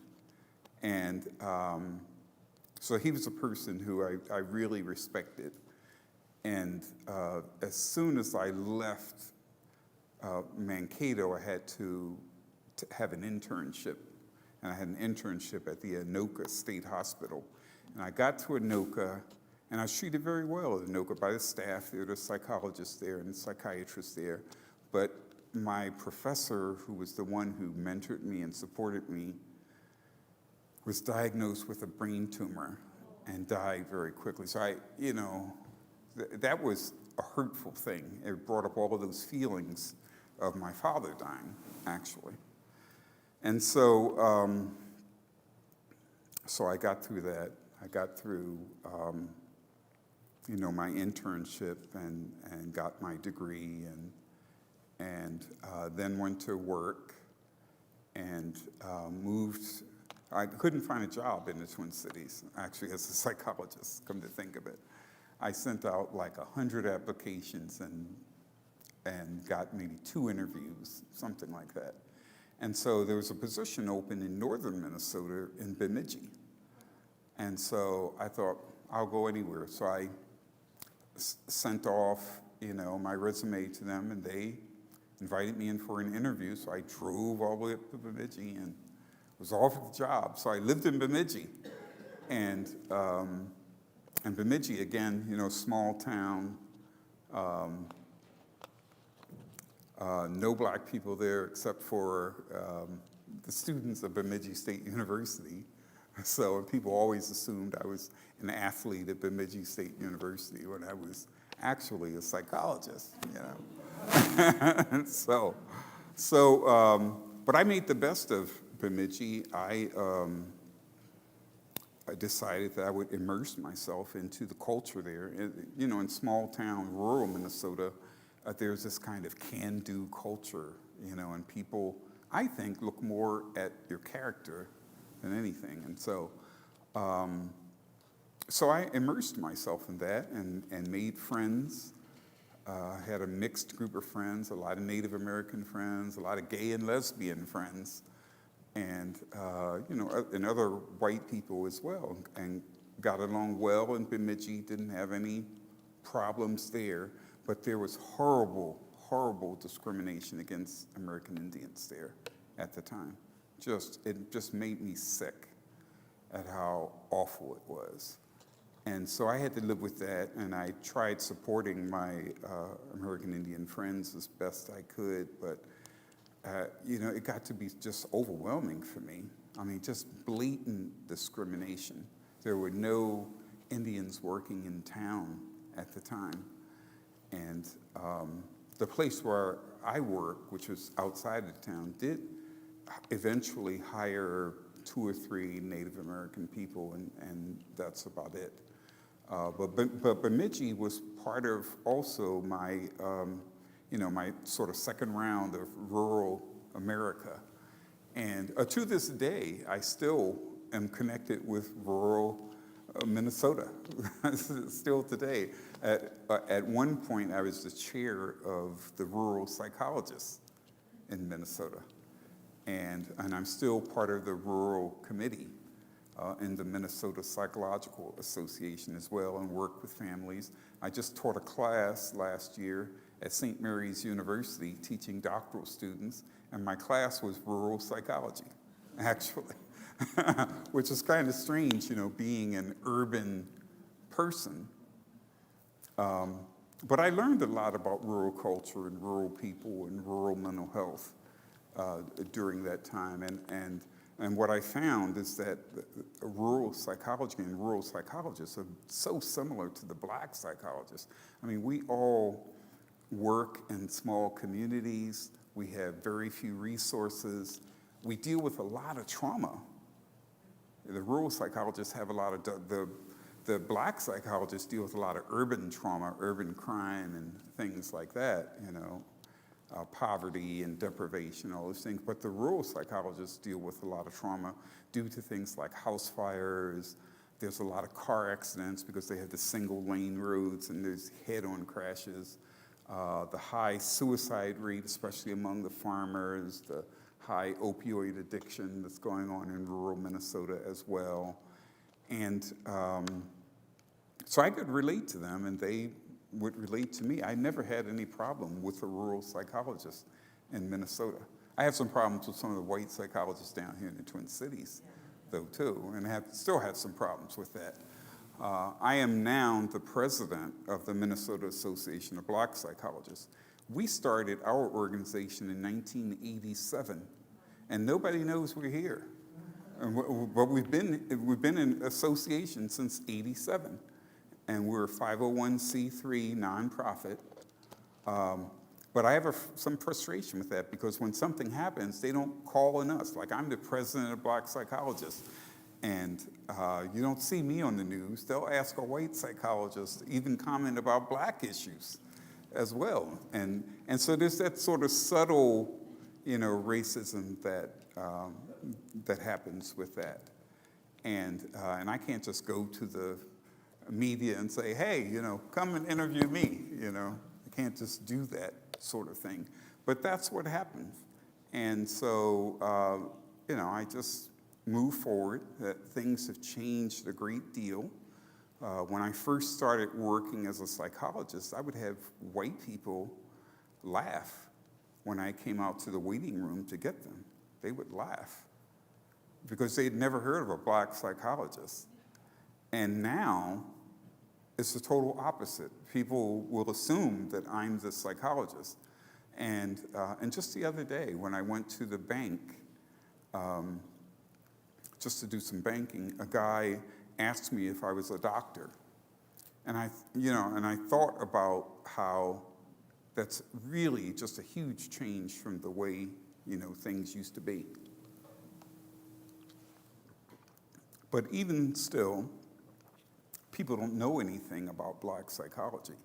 They think that psychology is psychology, but black psychology is very different than your mainstream white psychology. So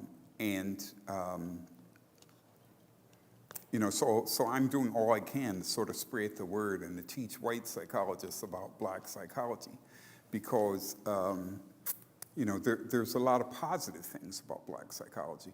Last year in 2020, I was the president of the Minnesota Psychological Association, and I got voted in.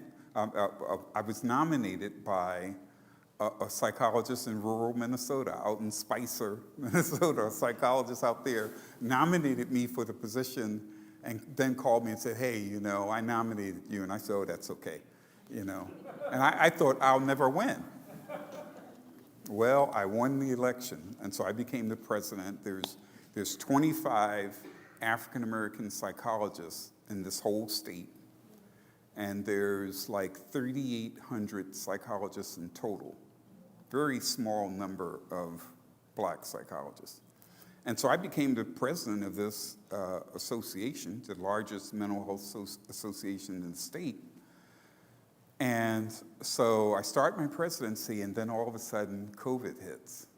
I had like a perfect storm of things. COVID hit, and then we had the presidential election became crazy.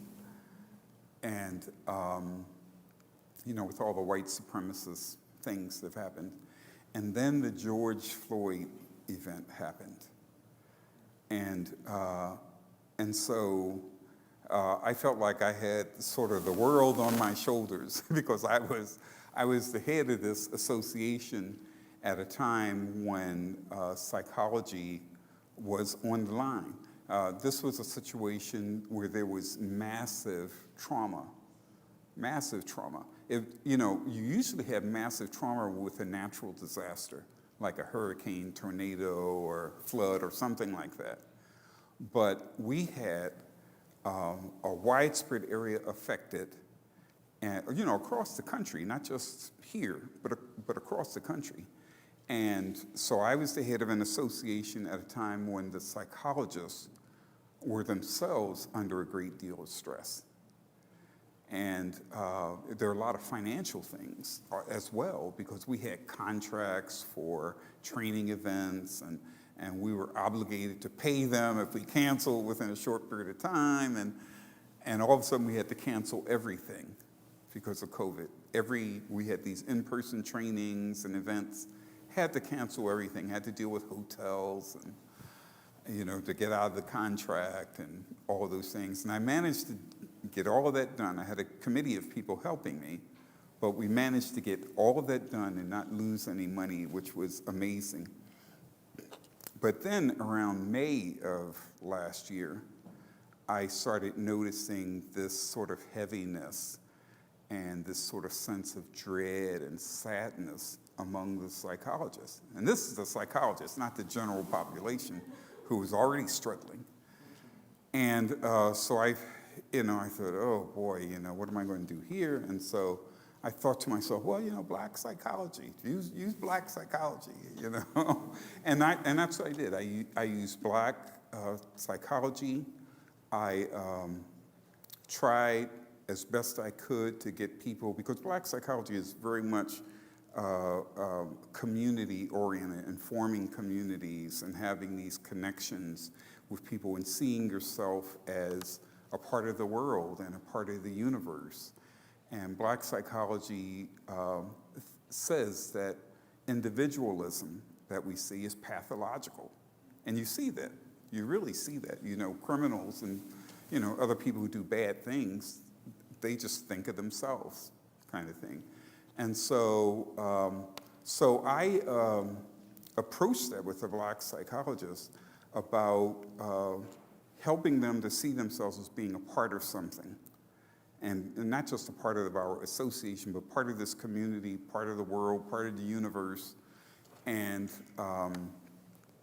we did a lot of group kinds of things with psychologists. I developed a lot more support. I answered a lot of emails, hundreds of emails from psychologists who were just discouraged, and to try to help them to be hopeful and to get through all of this. And we did. We got through it very well, ended up not losing any money, not losing any psychologists either, on top of that, and mobilizing them to help the general population. And part of the way I was able to do that is because I grew up with not a lot, and I've always had to improvise, and I've always had to be creative, and I've always had to accept that I'm not going to get what I want, or that there's going to be some sort of barrier or challenge in front of me. And I just used that kind of approach and pushed that issue over and over, including diversity, and educated them on, on practices in our country that's harmful to everyone, and that they needed to expand the way they think and the things that they do. Our country uses a very narrow definition for what it is to be successful and good and positive. The definition is so narrow that most of us don't meet that definition. And so we all go through life seeing these symbols, and each time we sort of drop down a notch in self-esteem when we see those things in our society. And an example, is something like beauty, where it's for a woman, you have to be a size 2 kind of thing. You have to have blonde hair. You have to have these facial features for being pretty, but you also have to have symbols of wealth and be highly verbal. And it's sort of like a Jennifer Aniston kind of a woman. And that's where all women are compared. And that's why we have so many women struggling with body image and with eating disorders and depression and things like that. It's because of that narrow definition. The same thing for guys. And you'll see like a Brad Pitt as being the ideal for guys. Most of us, even just the white people, don't meet that. Yeah. So we're all harmed by that. And so we're all really in the same boat. And in our country, it's done, that definition is made so narrow so that corporations can sell products. They want you to feel like you have a need or some sort of inadequacy. And so they can sell you, this diet or these creams or this medication or these clothes or this car or something, And so I worked with the psychologists, all of them, to get away from those things and to really to get back to what made us psychologists, our need to help and our need to connect with people. And we just did a lot of connection things, a lot of helping things, and it worked quite well. And black psychology is based on African culture, and there are a lot of African proverbs. There's like hundreds of African proverbs that you can say, There's one that says, I am because you are, which means that we are all connected, that my existence is heavily connected, interconnected with your existence. And that is for everyone on this earth. And the virus showed us that. The virus showed us that, it went all around the world really fast, affected all people, and, it put all of us, it was sort of an equalizer to a certain extent. And so that's one of the things. There's others, There's one I've used a lot that says, a lot of them are connected with water, actually. And one is, don't insult the crocodiles until you cross the river. That's another one,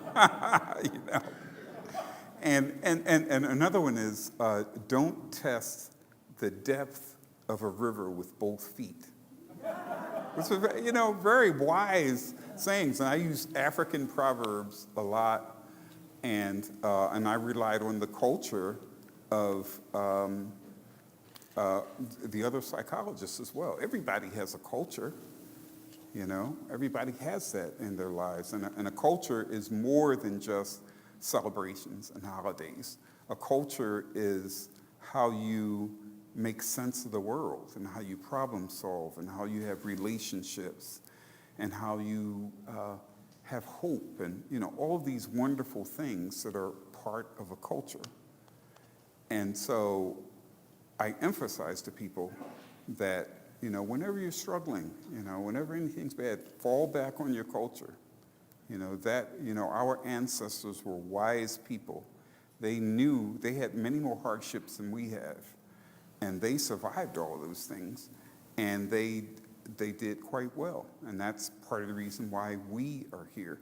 There's going to always be some sort of racism or oppression or, something. With the George Floyd event, it really brought out the whole issue of racism and policing. And that's a scary kind of thing, that you're having people who are unarmed getting shot and killed by the police. And I've worked with the police on some of these issues as well.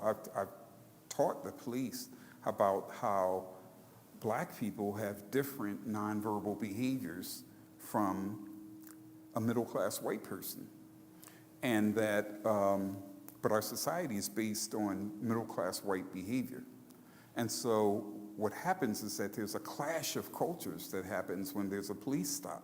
A taillight might be out in the car, but then when the police officer starts talking to the black person, that's when you have this big clash of cultures. And when I say nonverbal behaviors, I mean the behaviors that communicate that are not spoken. And I'm sure all of you have had experiences where you felt someone didn't like you, and they didn't never say anything bad about you or anything, but you felt like they didn't like you. And it's because you're picking up on some nonverbal behavior. But with black people do things like, when you talk to them, they look away twice as often and twice as long as a white middle-class person. They look away. That's one of them. Another one is pauses in speech. Black people tend to have twice as many pauses in speech as a middle-class white person, and their pauses are twice as long. And these behaviors, just those couple behaviors, are really misinterpreted. I remember when I was in college, I would have white students come up and ask if the black students were angry at each other. Because we'd be sitting there, we'd be talking or something like that, and we'd be looking away, and we'd be pausing, and, black people tell stories from the end as well, and then work their way from the beginning and middle. like on the news the other day, the son of, can't remember his first name, Mr. Brown, the guy who was shot in his car. They asked him to describe what he saw on the body camera that the police had. And he said, my father was executed. He told the story from the end. And the interviewer was getting frustrated with him because he wanted details. He wanted him to start from the beginning, go to the middle, and then the end, like you'd expect a white middle-class person to do. And I saw this right on TV, and I was, talking to the TV saying, you're talking to a black man, kind of thing. But you can see how these behaviors can interfere in a situation like in a job interview. We have a black person who is pausing and looking away and telling a story from the end, those kind of things. The interviewer is going to think that this person's incompetent or doesn't know what they're saying, they're making something up or something. And teachers in school, when black children behave that way, they're referring black children to me saying they have ADHD.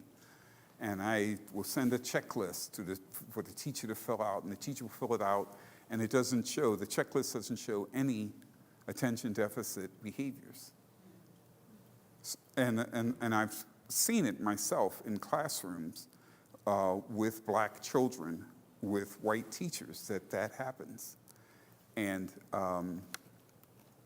so these nonverbal behaviors, they filter into every interaction, but the most dangerous one is with the police, because the police will stop them in their car, and then the police will start asking them questions, and they will start, and they're a little anxious too, right? So they'll start pausing, having all these pauses in their speech. They'll start looking around when he's talking to them, and it escalates out of control. The officer feels like they're lying to them or something, and it escalates out of control and ends up in a shooting. That's a very common event that happens. And I've talked to police officers about that. I think there needs to be a lot more training about that, about cultural behaviors, so that so that they understand that these behaviors just mean nothing. It's just a normal cultural behavior. That's all, just a normal cultural behavior. And so the George Floyd event brought out all of this. You see signs of this in the tape of George Floyd, when they were grabbing him out of the car and those kind of things. You can see him looking away, pausing, he was getting upset as well. But you can see these behaviors that he was showing, and the police escalated when they saw that. So if you ever have a black person, you're interviewing them for a job, keep this in mind. Or if you have a black student, keep this in mind. And it's even more so the lower the income of a black person. You find lower income black people, there's no one black culture. There's just pockets of black culture around the country. And but some of these nonverbal behaviors are shared, but they are more so happen with lower income black people. And I had an experience with that myself, with these nonverbal behaviors also. When Katrina happened in 2005, we had evacuees who came up to Minnesota. And there was a site over at the Energy Park Drive in St. Paul. And FEMA was there, the state troopers were there, and the black psychologists were invited to do mental health screenings. So I went to do mental health screenings. And some racism issues popped up there as well. There was some of the staff and some of the state troopers and some of the people from FEMA were separating the families. When a black family is not just your nuclear family of mother, father, 2 kids, it's a lot of people. It's other relatives across generations, and close family friends. So there would be a minivan with 12 people in it that would come up from New Orleans. They drove straight up here. And then the troopers would separate them say this is a family, this, into like 3 or 4 different families, and they put one on one part of town, another on another part of town. The people were so upset because they saw themselves as a family, and they were being separated, and they were already scared after leaving Katrina and surviving that. And so we talked to the state troopers, and the state troopers straightened it all out. They talked to the people in FEMA and told them, when a group comes up, we will treat that entire group as a family. And that was a calming factor for people. But also, we as Black psychologists had to learn the nonverbal behaviors of those people who came up from Louisiana, from New Orleans. And 2 of our members were from New Orleans. And so they said, hey, you guys, here's what you got to do, because we were a little, sort of shocked at some of the things. And so, and I remember to this day, one of the psychologists went and got some hot sauce, the kind of hot sauce that they buy down there. And so she made them aware that this hot sauce was available to them. And it was really amazing how just getting that kind of hot sauce had a calming effect on the people there. And the pauses that they made were longer than I was used to, actually. And their looking away was more frequent and longer than I was used to, too. So, like I say, there's no one Black culture. People think there is, but there's not. There are just pockets of Black culture, and there's some similarities with all of them, but it's not one cultural group, really. And so today, I'm standing up here with a jacket and tie on, middle-class symbols, but I'm a kid from poverty, from the ghetto, from violence, and from all of the racism and Jim Crow experiences that people don't think that when they talk to me about it. And I haven't talked with people publicly. This is my first time. But people don't think that, about me. But that's where I come from. And there were some good things and some bad things about that, Some good things is that I learned to be very resilient. I learned to be very adaptable. And to a fault sometimes, because things like with food, because there were times when I was a child I didn't have enough food to eat. And I had an aunt who worked as a cook for a rich family. And that family didn't eat leftovers. So she would bring the leftovers to family members. She'd bring home like half a turkey or half a chicken or something, And that's what we would eat. Sometimes that would be the only meal that I would get. But right now, I feel very satisfied with just simple things.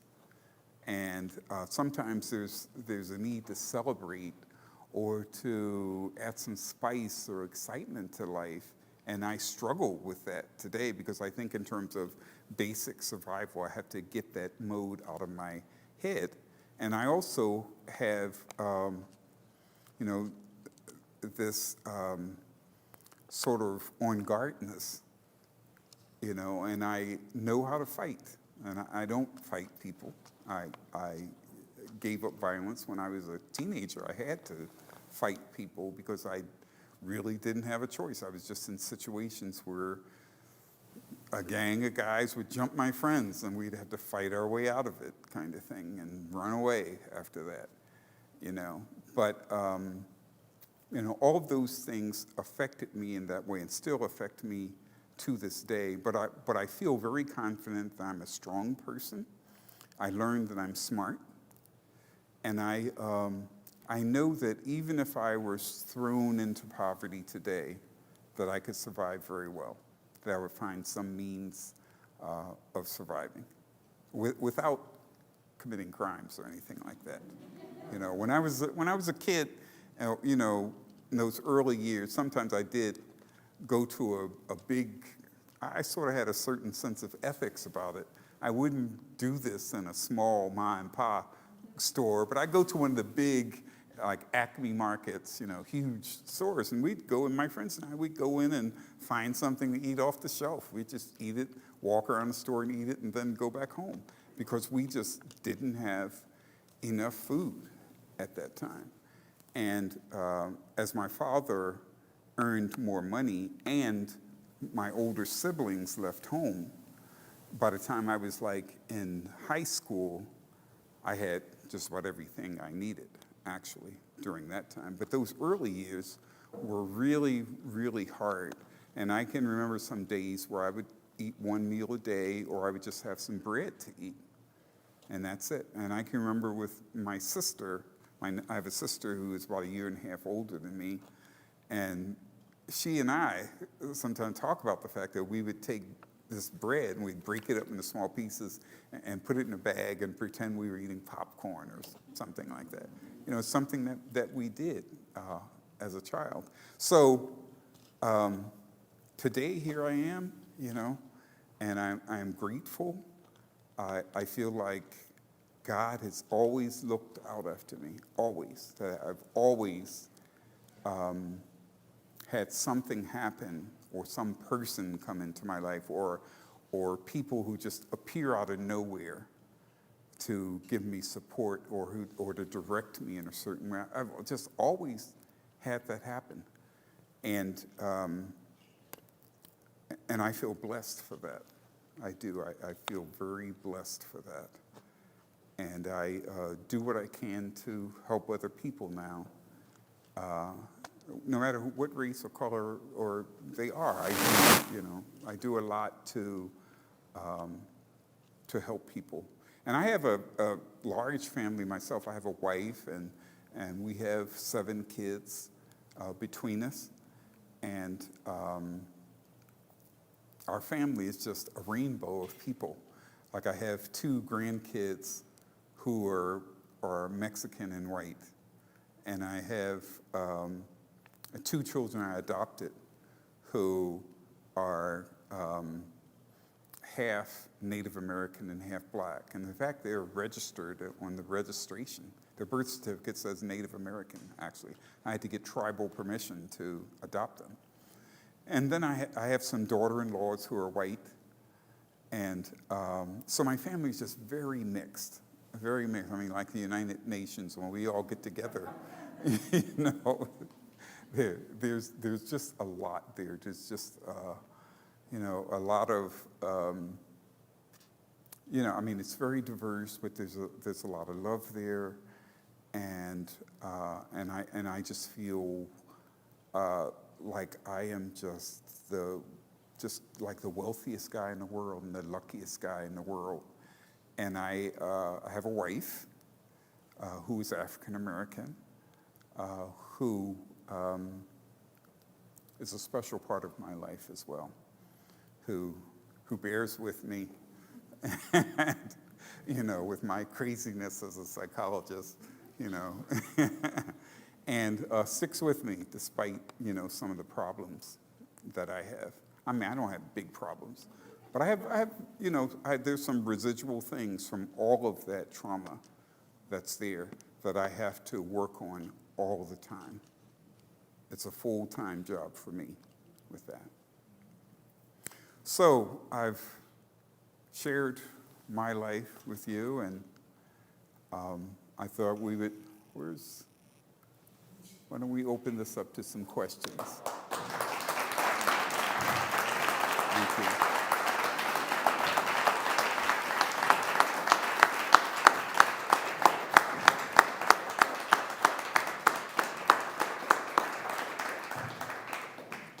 And can we point out the fact that your lovely wife is here with us this evening? Janice, correct? Yeah, welcome, thank you.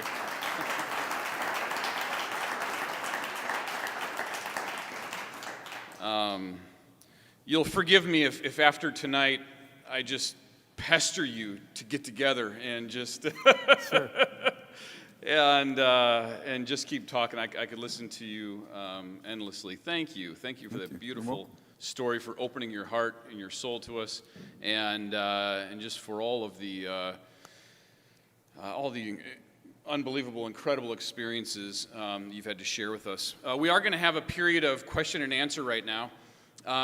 You're certainly welcome to, quietly slip out if you need to. If you need to go to the restroom, we've got restrooms in the lobby there. If you need to grab a complimentary bottle of water out in the lobby, feel free to do that. If you're sitting right in front of the cameras, maybe just kind of duck out underneath those if you need to. But we didn't really set an end time for this event tonight, and that was intentional because we just kind of wanted to let it organically flow here.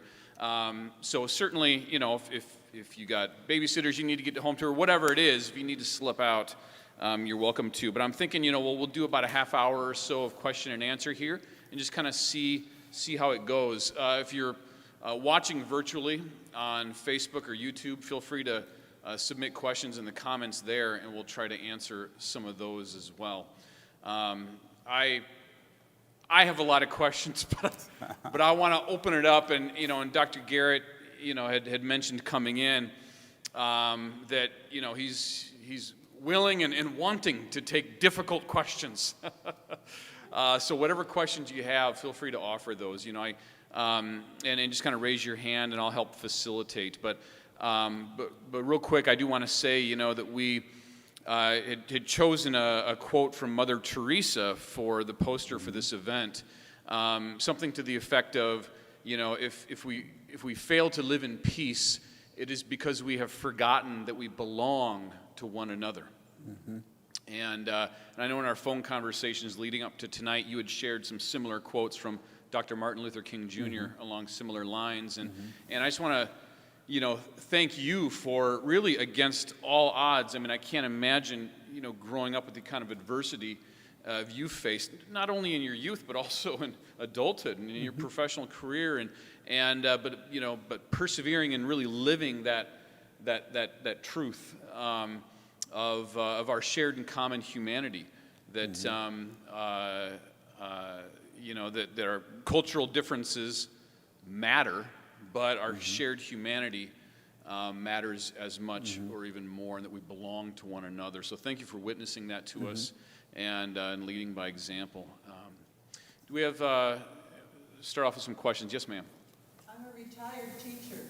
I have recently learned about adverse childhood experiences. This comes out of Kaiser Permanente. I'm not Yes. going to go on.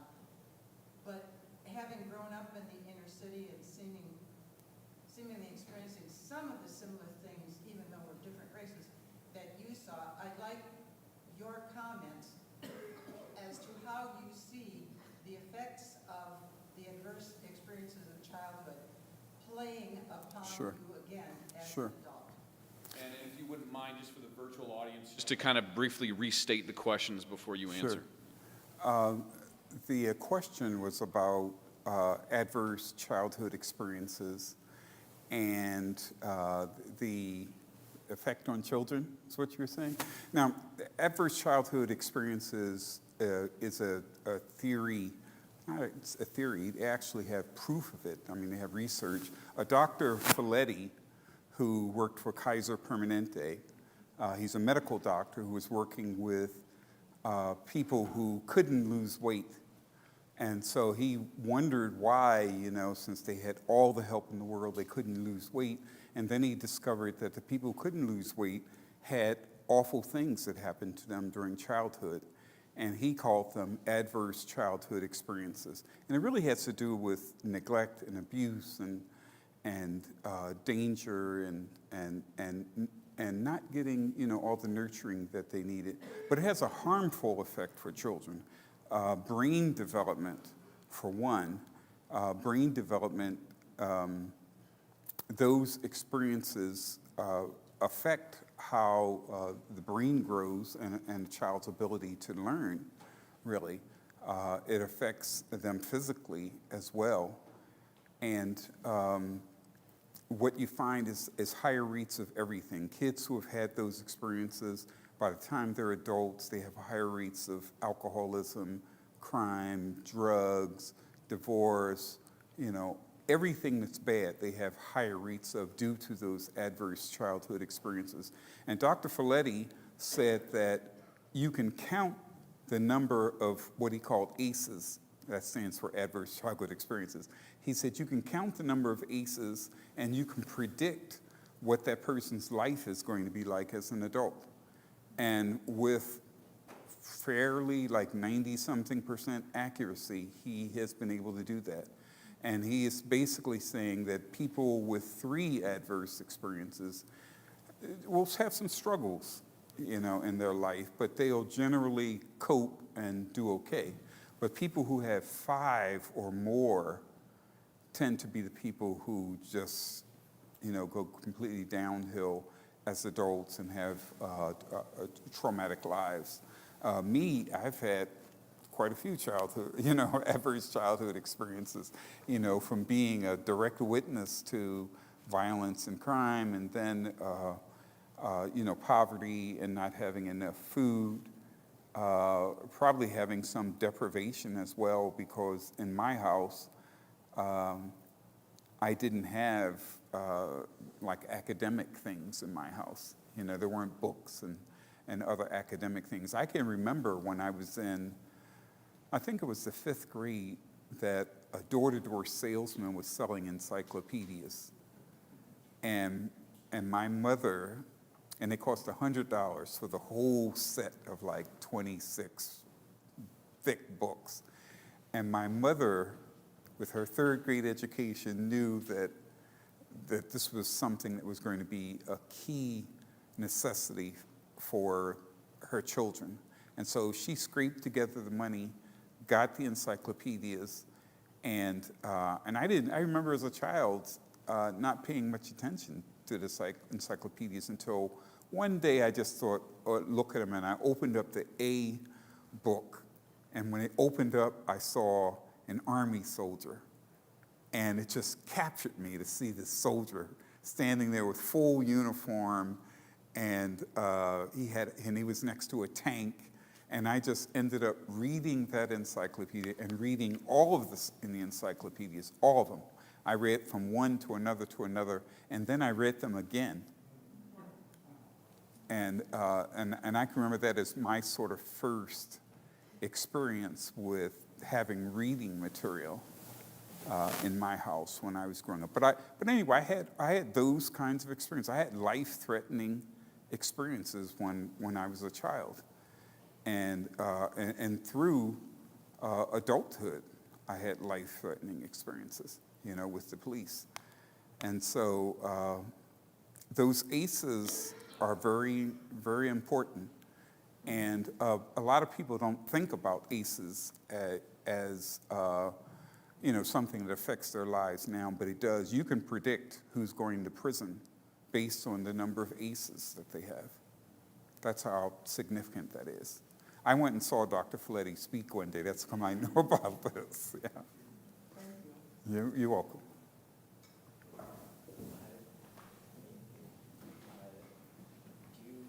Thank you for all the information and the sharing. I was wondering, in your darkest times or most difficult time, when life was really heavy, did you have a particular quote or something, motto that you said to yourself, or maybe read about, a saint or person that inspired you? Sure. How did you get through that? Okay, the question was about my darkest and most difficult times, and what got me through it. Was it a person, or was it a quote, or anything else? And yeah, I had some difficult times, dark times. My father getting killed was probably the darkest time for me. And but you know what? I knew what my father expected of me. I knew what he expected. I knew he expected me to obey the law, for one thing, and he expected me to get an education. He expected me to work hard, all of those things. I knew those teachings from him. Even after he was dead, I went by those things. But I also had, like I mentioned, things that would happen or people that would come into my life. And I think that made a difference, just having someone who believed in me, who would sort of push me and give me a hug at the same time. I think that got me to the next step. And that's how I got through those things. But, when I went from getting my bachelor's degree to 2 weeks later going to Mankato and being told I have nowhere to stay. I, just got into town and told I have nowhere to stay. That was a dark time too, but the cab driver, popped in and, was very positive and supportive.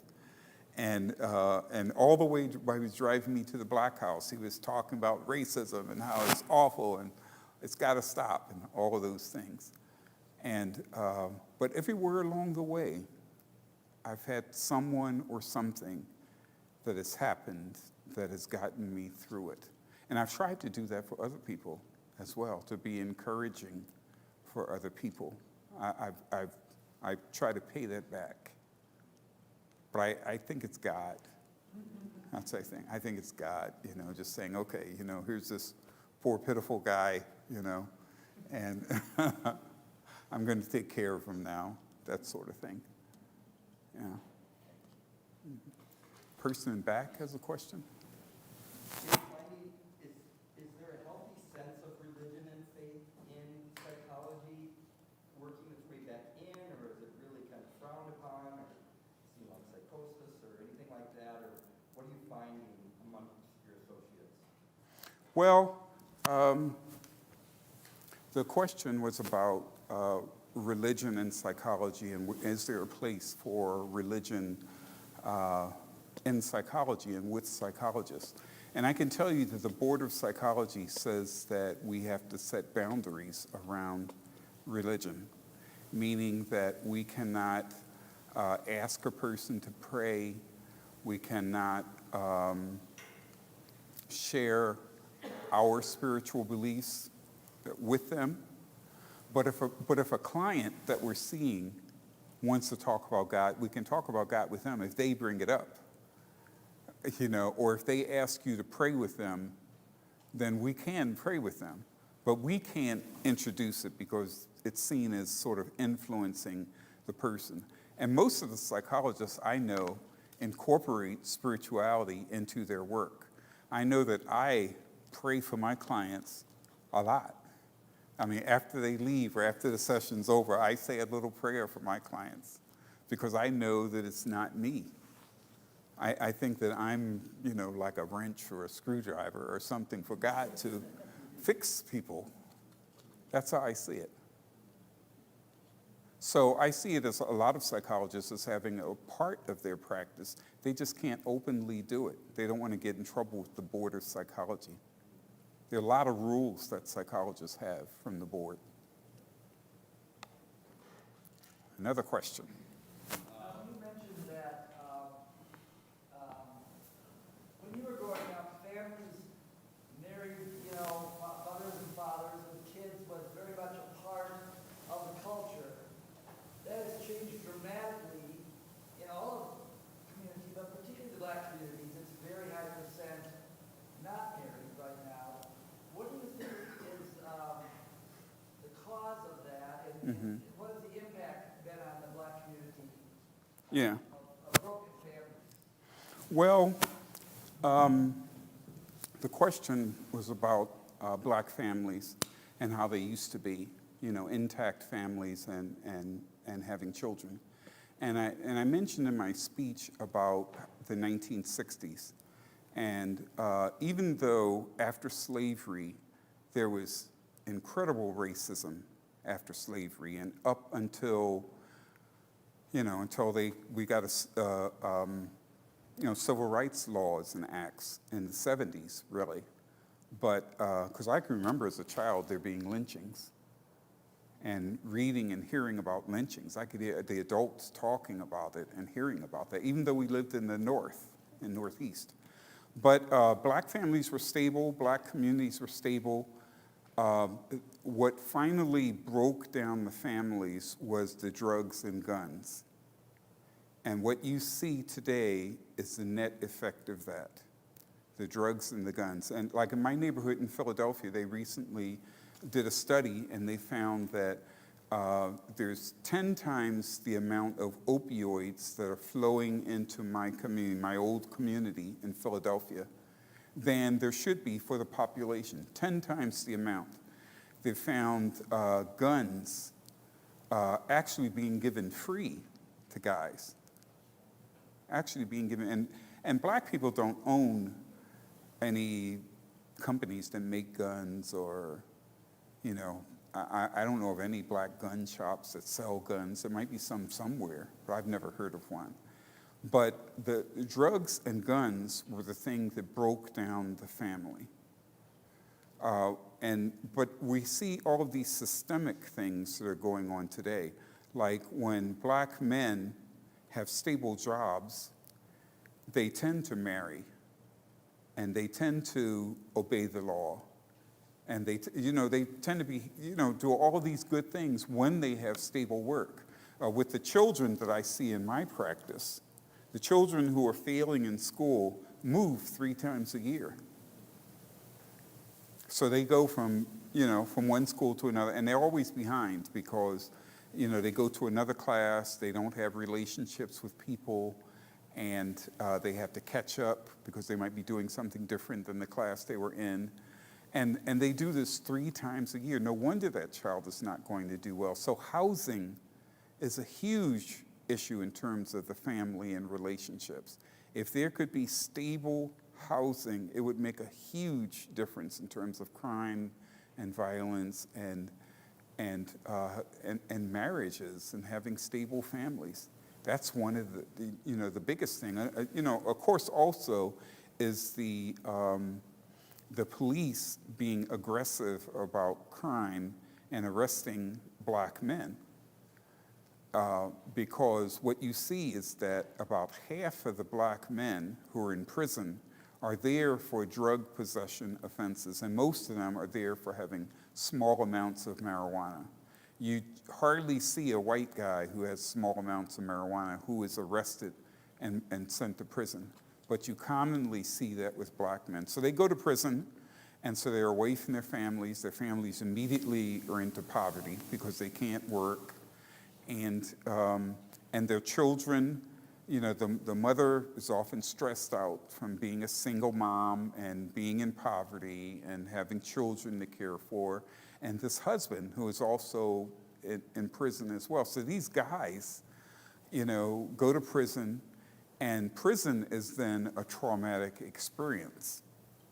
It causes PTSD for these guys. And I've seen guys who come out of prison who won't leave their house because they were in a prison cell for 15 years, and they were in that cell for 22 hours a day. And so they found a room in their house that they got out, they won't leave, So prison is one of those things that incarceration, I don't think anyone who has committed a nonviolent offense should go to prison. I think there should be other, means of punishment, if you want to call it punishment or something. But I think only violent people and people who hurt people should go to prison, myself. But there's a lot of people, especially with black men, half of them are there for nonviolent drug offenses. Yeah.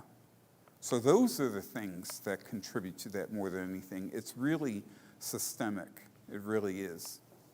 Yeah. Yes. So I want to put this question in an open-ended way that you can hopefully take whatever direction you think is helpful.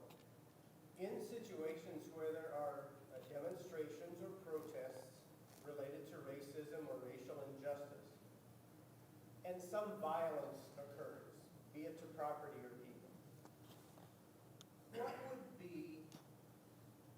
what would be some helpful things to improve cross-cultural understanding, different lenses through which we view when violence does come out of that? Mm-hmm. And related to that, then how might unhelpful reactions or overreactions be avoided? Wow, that's a long one there. But it's about violence and finding some sort of solution for that, protest violence. And the reason the protest violence occurs is that people are just fed up. And,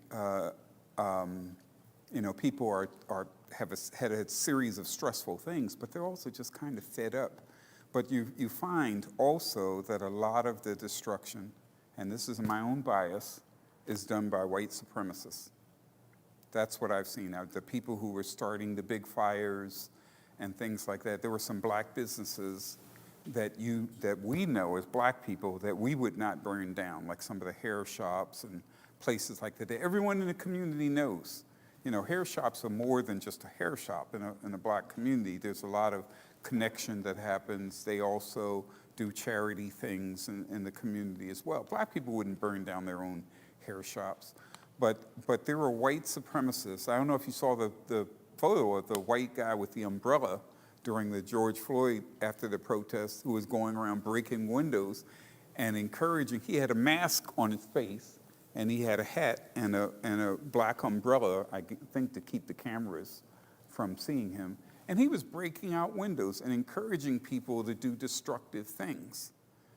And so, yes, people are just really just fed up. And I understand that myself, because when I was younger, I had so many police stops that I was not going to take it anymore. And you'll see that with some people who will struggle with the police or, a fight with the police. Is because they have experienced that sort of degradation. It's really a deep degradation that you feel, because I can still picture in my mind two police officers who stopped me one time, who got right in my face and were trying to fight and had their hands on their guns, and I had to defer from them. I had to back down from them. And when I walked away from them, my thought was, I will never let this happen again. The cops are going to have to shoot me before I ever have them treat me like this again. And this is what you see. It's sort of like the straw that broke the camel's back. And people wonder, well, why are they getting upset over this one little thing? He's just asking him a question. But it's a whole series of things that have happened to that person over the years. Philando Castile, who was shot and killed here, he was stopped. They looked at his record, and he was stopped 50 times in the 2 years before he was killed. He was stopped 50 times by the police. You think about that kind of thing. So I understand why people are very upset. I don't like violence. I'm totally against anyone being violent. I'm for peaceful protests. I think that's okay. But I understand it. I understand why people behave that way and why they do it, because I went through that myself. And I'm also fearful for all of my kids, too. I have big sons, I have big sons and, athletic sons. And I know the police will be afraid of them. If the police stop them, they will be afraid of them. And so that scares me. Every day I pray for the kids that they will be safe because of that.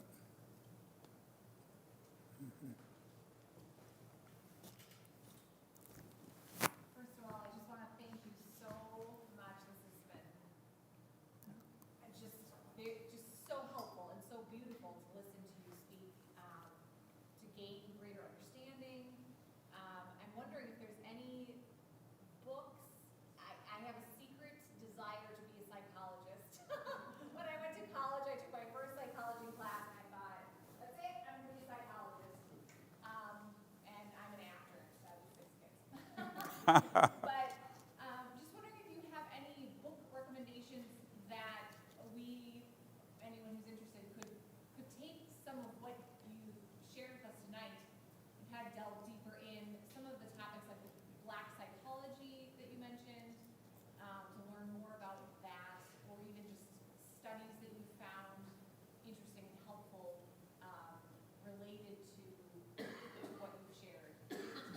Well, if you want to know about black... This is my lovely wife, by Oh, the that's your way, wife. Sarah. Okay. The question was about learning more about psychology, black psychology. Well, there's a book written by, I can't remember his name, but the book is called Even the Rat Was White. And it's a book about the history of black psychology. That's really very interesting, very interesting. It goes back to, the beginning of the country, actually, about, the beginnings of black psychology. Recently, during this George Floyd court case, the defense lawyer raised the issue of excited delirium, which is a diagnosis used only for black people who fight the police, they call it. And so when they use that as a term to administer sedatives to black people or to restrain them. And so they call it excited. It's not a clinical term. Psychologists don't use that at all. But the police use that as a diagnostic term for black people. But in this book, his first name is Robert. Anyway, if you Google that, even the rat was white, you'll see his book. But in his book, he talks about drapetomania, and drapetomania is a diagnostic term coined by a white psychiatrist in 1851. And drapetomania is a slave who has an uncontrollable urge to run away from slavery. And that the cause of drapetomania is slave owners who are lenient towards their slaves. This was a clinical term, a diagnostic term called drapetomania. So, psychology has been used against black people. A lot of black people were institutionalized years ago, or used for medical experiments. Black women, all our modern gynecological medical care and medical methods, they developed them by buying a slave woman and experimenting on a slave woman. That's how they developed all of those techniques and methods. And they did this during a time where there was no anesthesia. You can imagine the pain for the slave woman.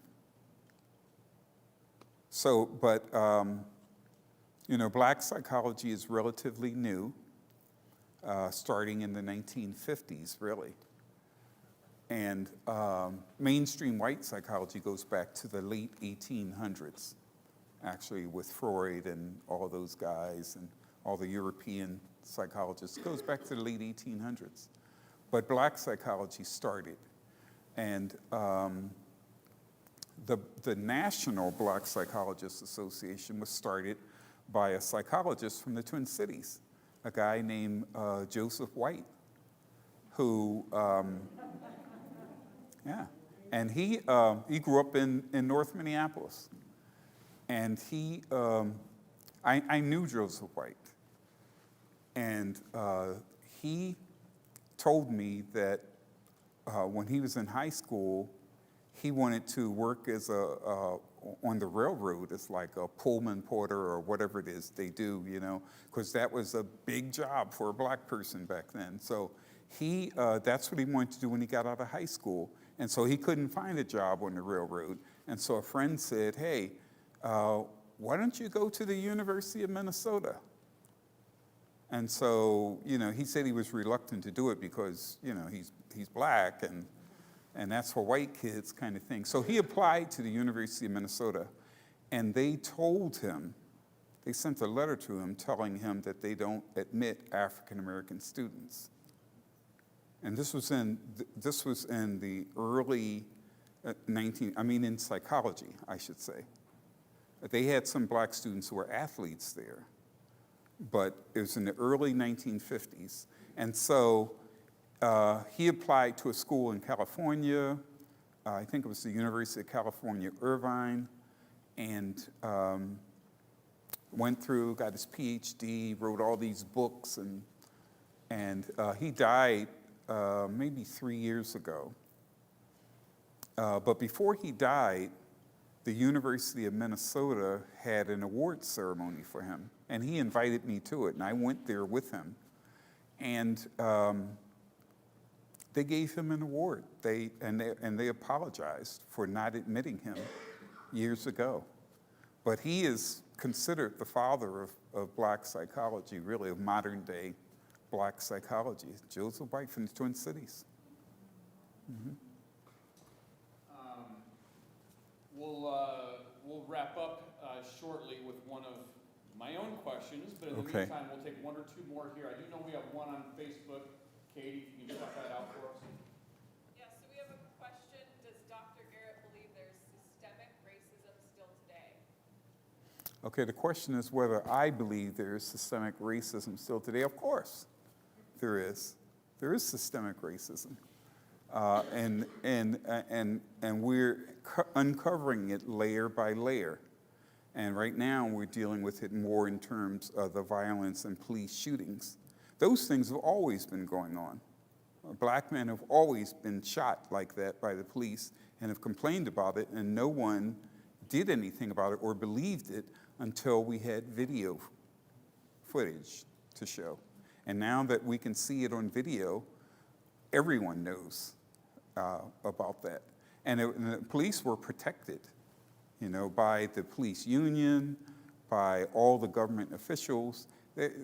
Racism is so built into our life and our system of government that people are sort of used to it and think that it's normal and don't see it. But racism today is invisible. It's more in the forms of housing discrimination, job discrimination.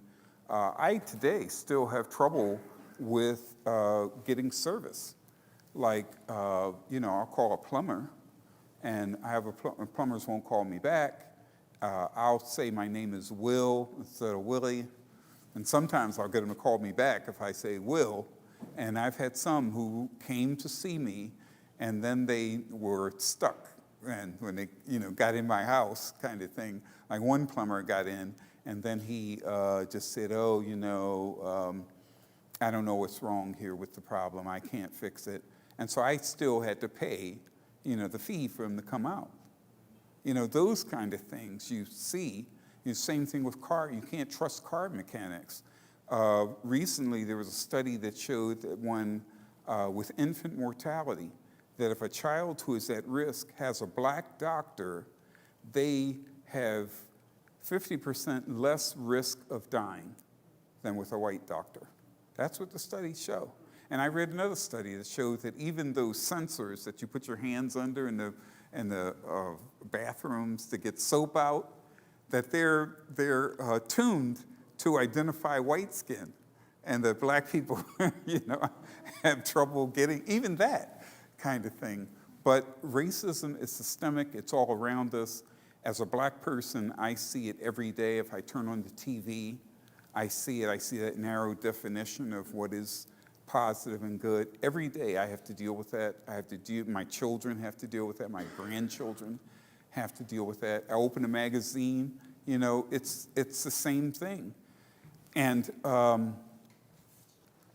so it seems to be built into everything, really. As a black person, it's built into everything. And we know that we have to work twice as hard to get our needs met.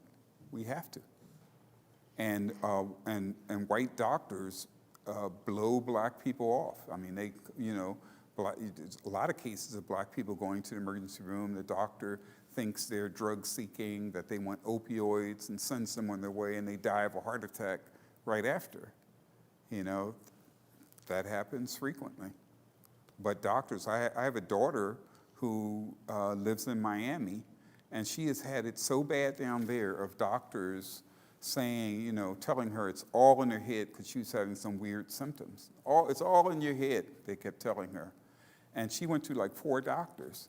And so finally I told her, look, next time you come home, let's have you go to the Mayo Clinic. My daughter went to the Mayo Clinic. They diagnosed her as having this, a sort of genetic kind of condition that causes her these weird symptoms. And, but she had to come all the way up here to the Mayo Clinic. And then she had to have the Mayo Clinic doctor call the doctor, her regular family doctor, down in Miami to say that she has this condition and these are the medications that she needs, because she couldn't get anybody to prescribe her medication. She wasn't even asking for pain medications. A number of my clients complain about that, where they say they go to the doctor and they'll say they're having a symptom, and the doctor will sort of berate them and say, well, I don't prescribe painkillers. And they're not even asking for painkillers. When with the diagnosis for emotional disorders and what the research shows, black people who are diagnosed as depressed by either a black psychologist or a Latino psychologist, they'll describe them as depressed. If you send that same person to a white psychologist, they will diagnose them as being psychotic when they're only depressed. And part of it has to do with those nonverbal behaviors and things like that. But black people who are depressed behave in some different ways too. I mean, they see things and hear things and, spirits and all that kind of stuff. And they're not psychotic, they're just very depressed, that's all. So racism is all around, it's invisible, and it's hard for white people to have that radar for racism. And it's hard for white people to have that consciousness for not just seeing racism, but that consciousness for not using white middle class everything as a standard for everything. And that's a frustration. That's a frustration for me and for a lot of people of color, is that it's that white consciousness of what something should be. I hope I answered the question. I just have to share, okay, I'm just gonna share this really quick, I know we're out of time, but this goes along with, it's a story that goes along with what you were just saying, that really, it's our lived experiences, our own culture, that is the lens with which we now define what expected behavior Absolutely. is, or what is okay or not okay, what's acceptable, not acceptable. And I was just at a conference where a white woman was talking about, she grew up in a small Minnesota town, Catholic, and she had an African-American friend who invited her to her church service one day. And she's like, sure. The service started at 10:30. And she said, well, let's be in our seats at 10:20, make sure we get a seat. And, it gets to be 10:30, and the congregation's still walking around talking, and she's like, well, it's 10:30, and so they were just talking, and, eventually the service began, and it was just different, people were, it's just informal, people moving around, and she was actually a teacher, and she said, by the end of that service, I could have written up 50 behavior referrals, but again, it was just that difference in expectations and culture, and not good, wrong, or bad, just different, and so I really think it's us becoming conscious of what is our lens, and understanding that we also as white people, have a culture and experience, and how does that frame how we're looking at things, and again, thinking about, that systemic racism that, when we do have a lot of white people who are in child welfare and in education, and then we look at the disproportionate numbers of black boys being suspended and expelled, or the number of disproportionate black kids who are in foster care compared to whites, for the number of, families that are in this area, it's disproportionate. And so again, I think a lot of it is tied to poverty, and again, a lot of black people are living in poverty because of historical racism, but we've got to just understand the lens that we're coming from, because until we start having some of that self-awareness, it's going to be really hard to break down those walls of social injustice. Yeah, and it's just so well ingrained, like with adoption. That's one area that reveals the common belief that black families are pathological. Because when you talk about transracial adoption, what people mean are white parents adopting children of color. That people cannot imagine a black family raising white children or a white child.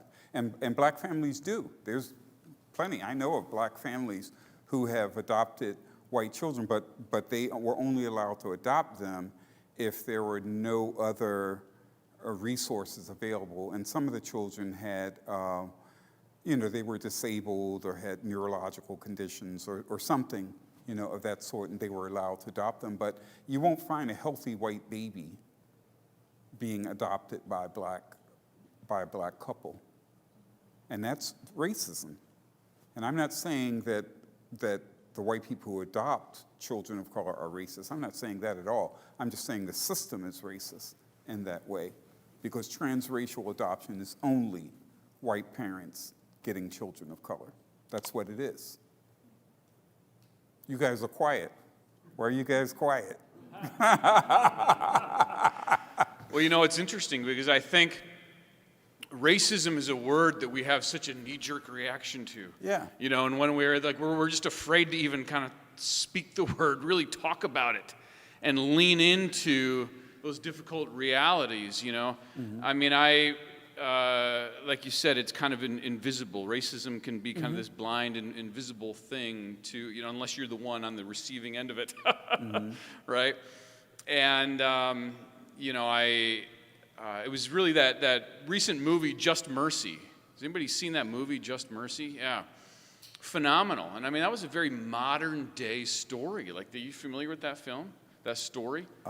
It's a real life story, and but it took place very recently, like 80s or 90s, And I mean, it was just eye-opening to the reality of systemic racism that still kind of exists, at least in certain pockets of the justice system, and I mean, something that I, had never it just been invisible to me, right? Began to open up my eyes a little bit, and I don't know, I can't speak to the fact that it's everywhere or not, or to what degree, but I think we have such a hard time holding both and positions. We live in such an either or society. We're always pointing fingers at the other person, and the problems are always somebody else's. We're so eager to pluck the sliver out of somebody else's eye, when we have the log sticking out of our own. And we have such a hard time, I think, holding kind of this a both and position and leaning into that instead of either or.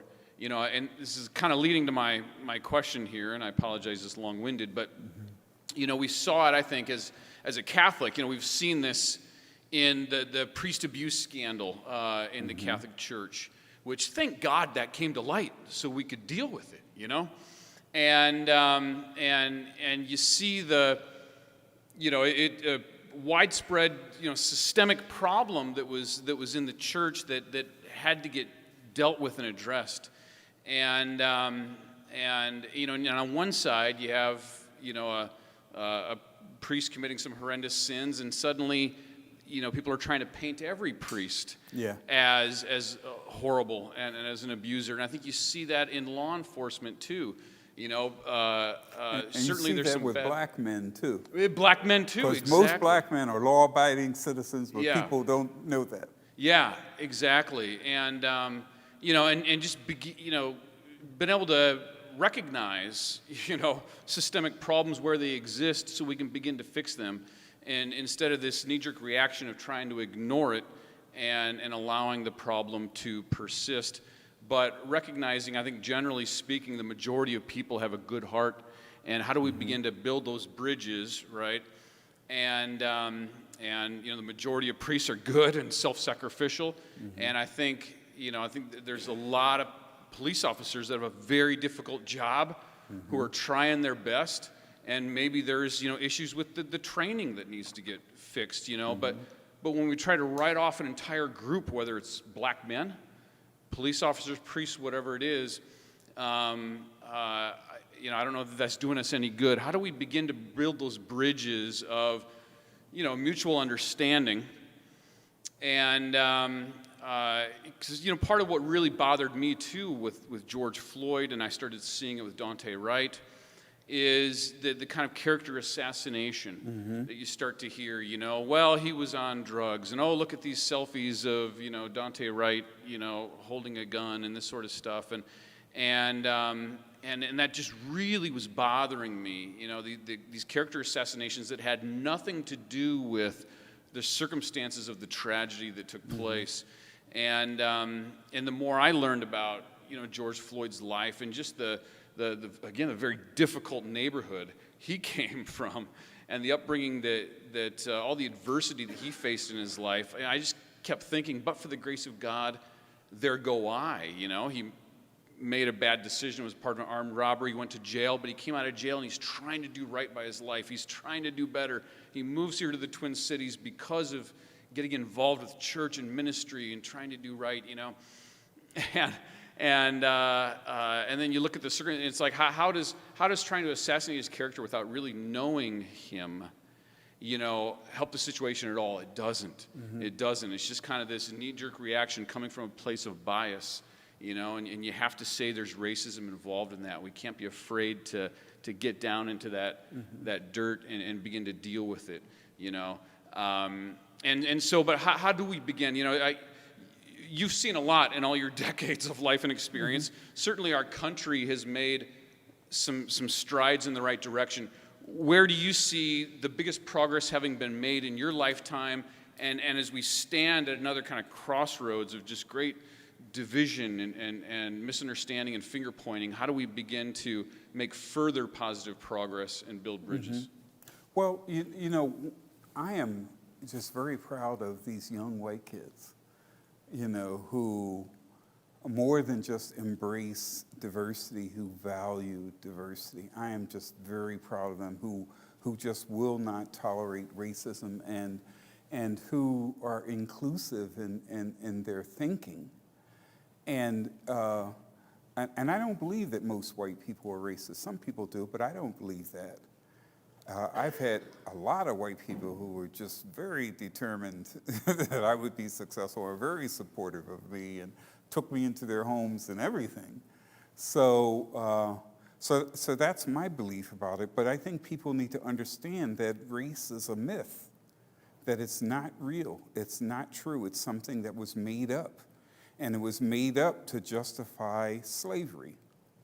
That before slavery, people were not thinking in terms of one group being inferior to another. They really weren't. There were interracial couples, even here in the United States before slavery. But to have slavery, they had to create race, and they had to create people as having differences. And doctors and scientists will tell you there's no such thing as race. They'll say, the differences between groups are less than the differences within a group.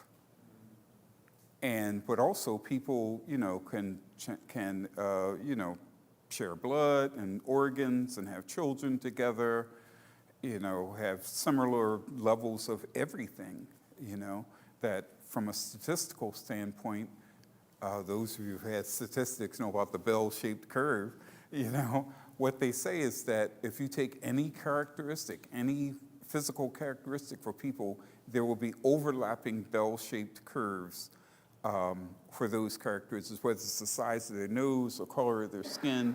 There are black people who call themselves black who look white, or for other groups. There's some people who you can't tell what race they are, based on our standards. But race is really, it's a myth. It's not true. Everybody have the same feelings, the same emotions.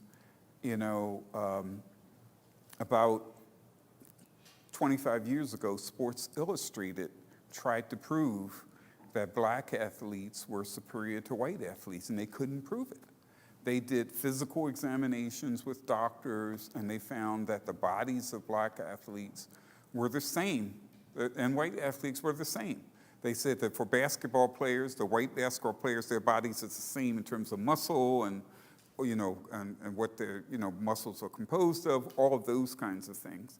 I believe there's a practice effect with it myself, because in my neighborhood, we had nothing to do. We had no parks or golf clubs, no golfing, no swimming, no nothing in my neighborhood. And so we played football, basketball, and baseball all day, every day. And Malcolm Gladwell says that if you have 10,000 hours of practice with something, you develop proficiency in it. And that's what I think it is, That's what I think. But there's really nothing that we can say that is isolated to any one group or that differentiates groups. There's nothing, really. It's all just made up, and it was made up to make money, really. And the people who, I want to also say, the people who came over from Africa were not slaves. They were parents, they were doctors, they were teachers, they were carpenters and, other workers. And they had to convert them into a slave. So what they did was they systematically traumatized them, created ACEs, like you mentioned. They systematically traumatized them. After traumatizing them, they then stripped them of all vestiges of their culture.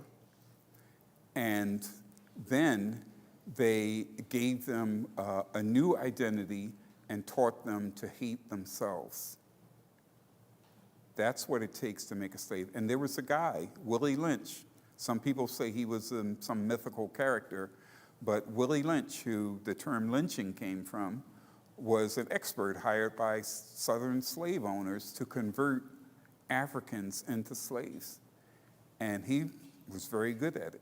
And we can see some remnants of that today in terms of the self-hatred that you see among people of color and, especially among black people.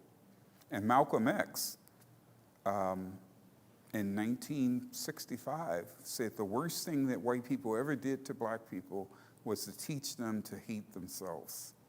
That's what he said. And I think that's true. But there's no such thing as race. Most people are good, decent people. They are. Of whatever group, they're good, decent people.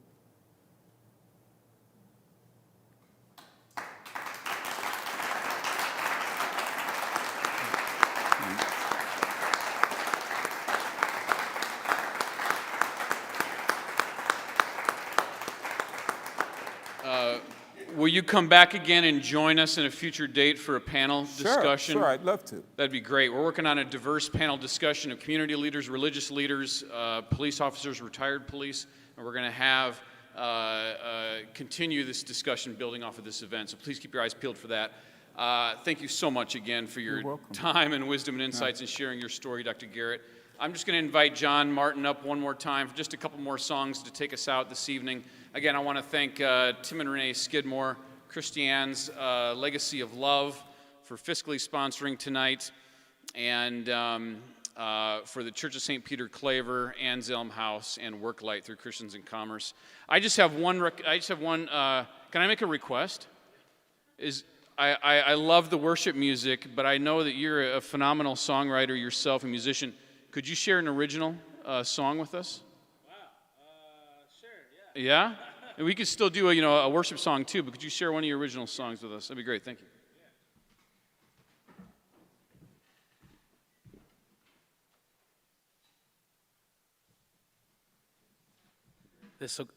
This will kind of be the exit moment of where, there's like music in the background. It kicks off. I know it's super late, so please feel free. I won't feel bad if you walk out like, oh, poor thing, we're going to walk out when he's doing his song. Don't.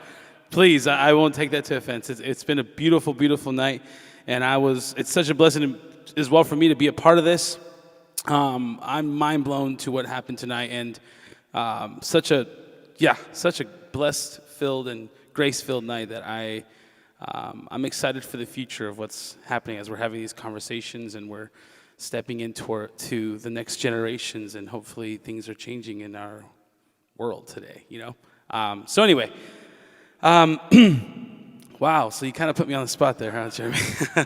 Well, first off, if there's a little bit of time, I'll first start off with just this little song. I just figured it's really good fitting song with what we talked about tonight.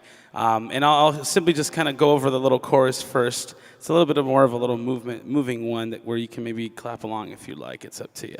But the chorus goes like this. It goes.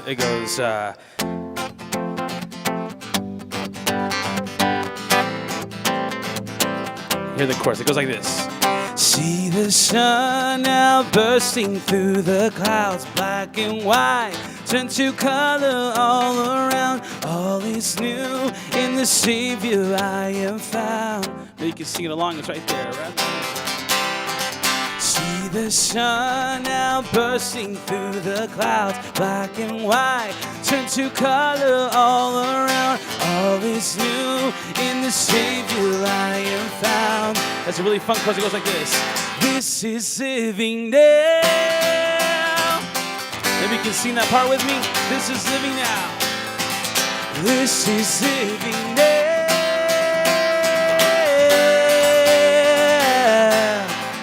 Here we go. I'll start from the top. Waking up knowing there's a reason. All my dreams come alive. Life is for living.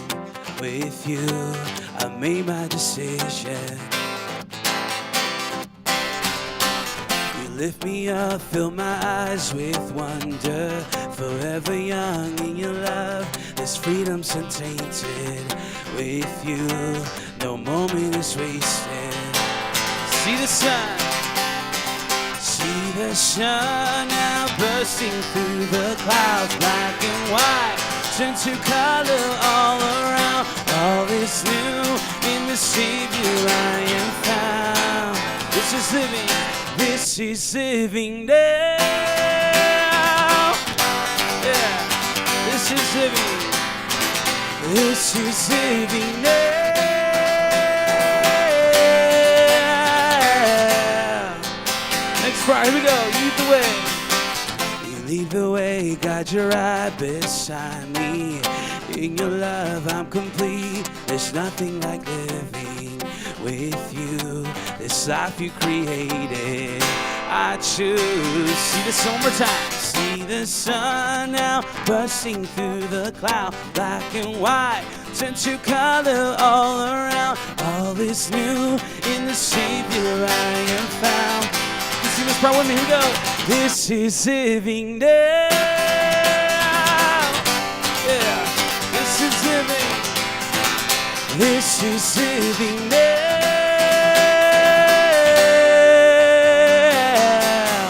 Take me higher, you take me higher than I've been before. It's your perfect love that saves me sore. God, your freedom is an open door. You are everything I want and more. Now there's this little verse coming up next. It's a lot of words because it's a bit of a rap. So if you want to follow the words and maybe sing it with me, it's up to you. But here we go. It goes like this. Let's see where your reading goes along. And let's see. Let's try it out. All right, here we go. It goes. Maybe I really know what living is. Is it love? If I was, am I living it? Do I live in it? So astounding. Love is an ocean, you can drown me. The sweet embrace, the lovely taste, I taste the sea, I'm under grace, a place to be. It means I will never need an umbrella. I'm cool in the cold and the hot weather, and never ever understand I'm a man in the hands of great plans to stand with faith in a life I've never known to test the lights on my clutch. But I'm like, what's the dream of? What's the hoping? What's the die for? To live to know it. This is living, the life I've been living to give. If I'm a live it, I'm a live it to death. So it's like, what's the dream of? What's the hoping? What's the die for? To live to know it. This is living, the life I've been living to give. If I'm a live it, I'm a live it to death. Yeah. Yeah. Here we go. This is living now. We can sing it out. This is living now. You take me higher. You take me higher than I've been before. It's your perfect love that sees me soar. God, your freedom is an open door. You are everything I want and more. Amen, amen.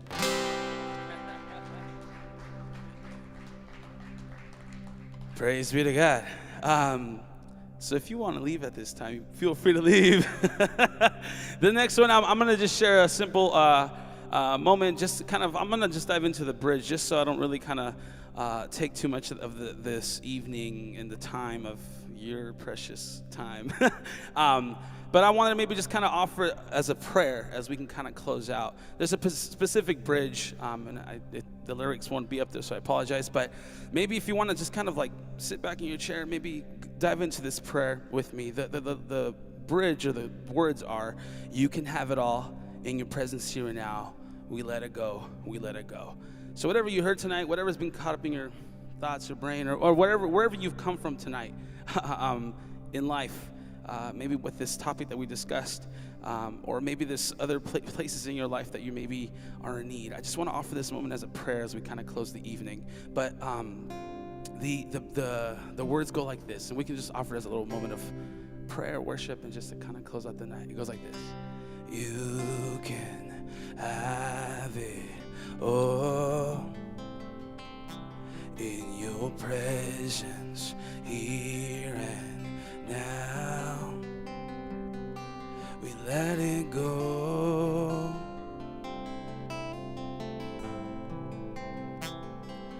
Let it go. You can sing that with me. You can have it all. You can have it all in your presence here and now.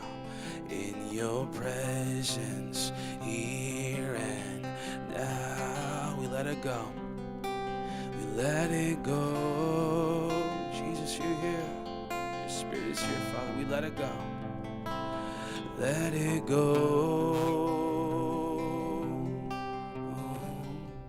Whatever's in your heart, you can have it all in your presence here and now.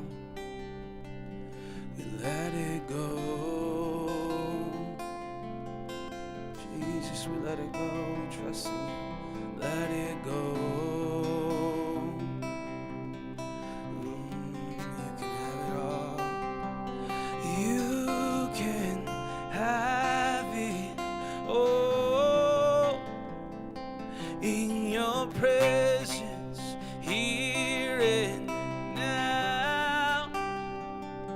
We let it go.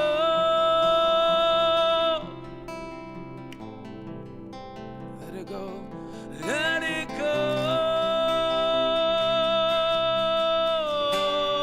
You know our hearts, Jesus. You can have it all in your presence here and now. Let it go.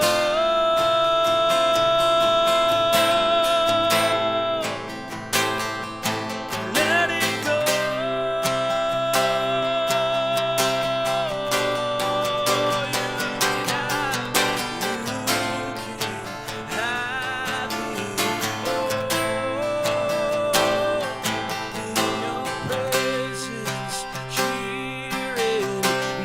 Let it go.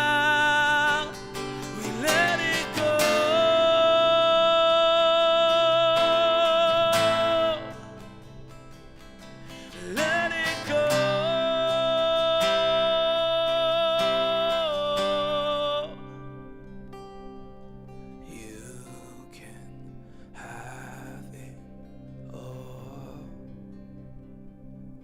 in your presence here and now.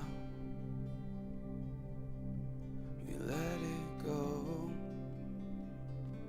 You know our hearts, Father. You know our lives. Let it go.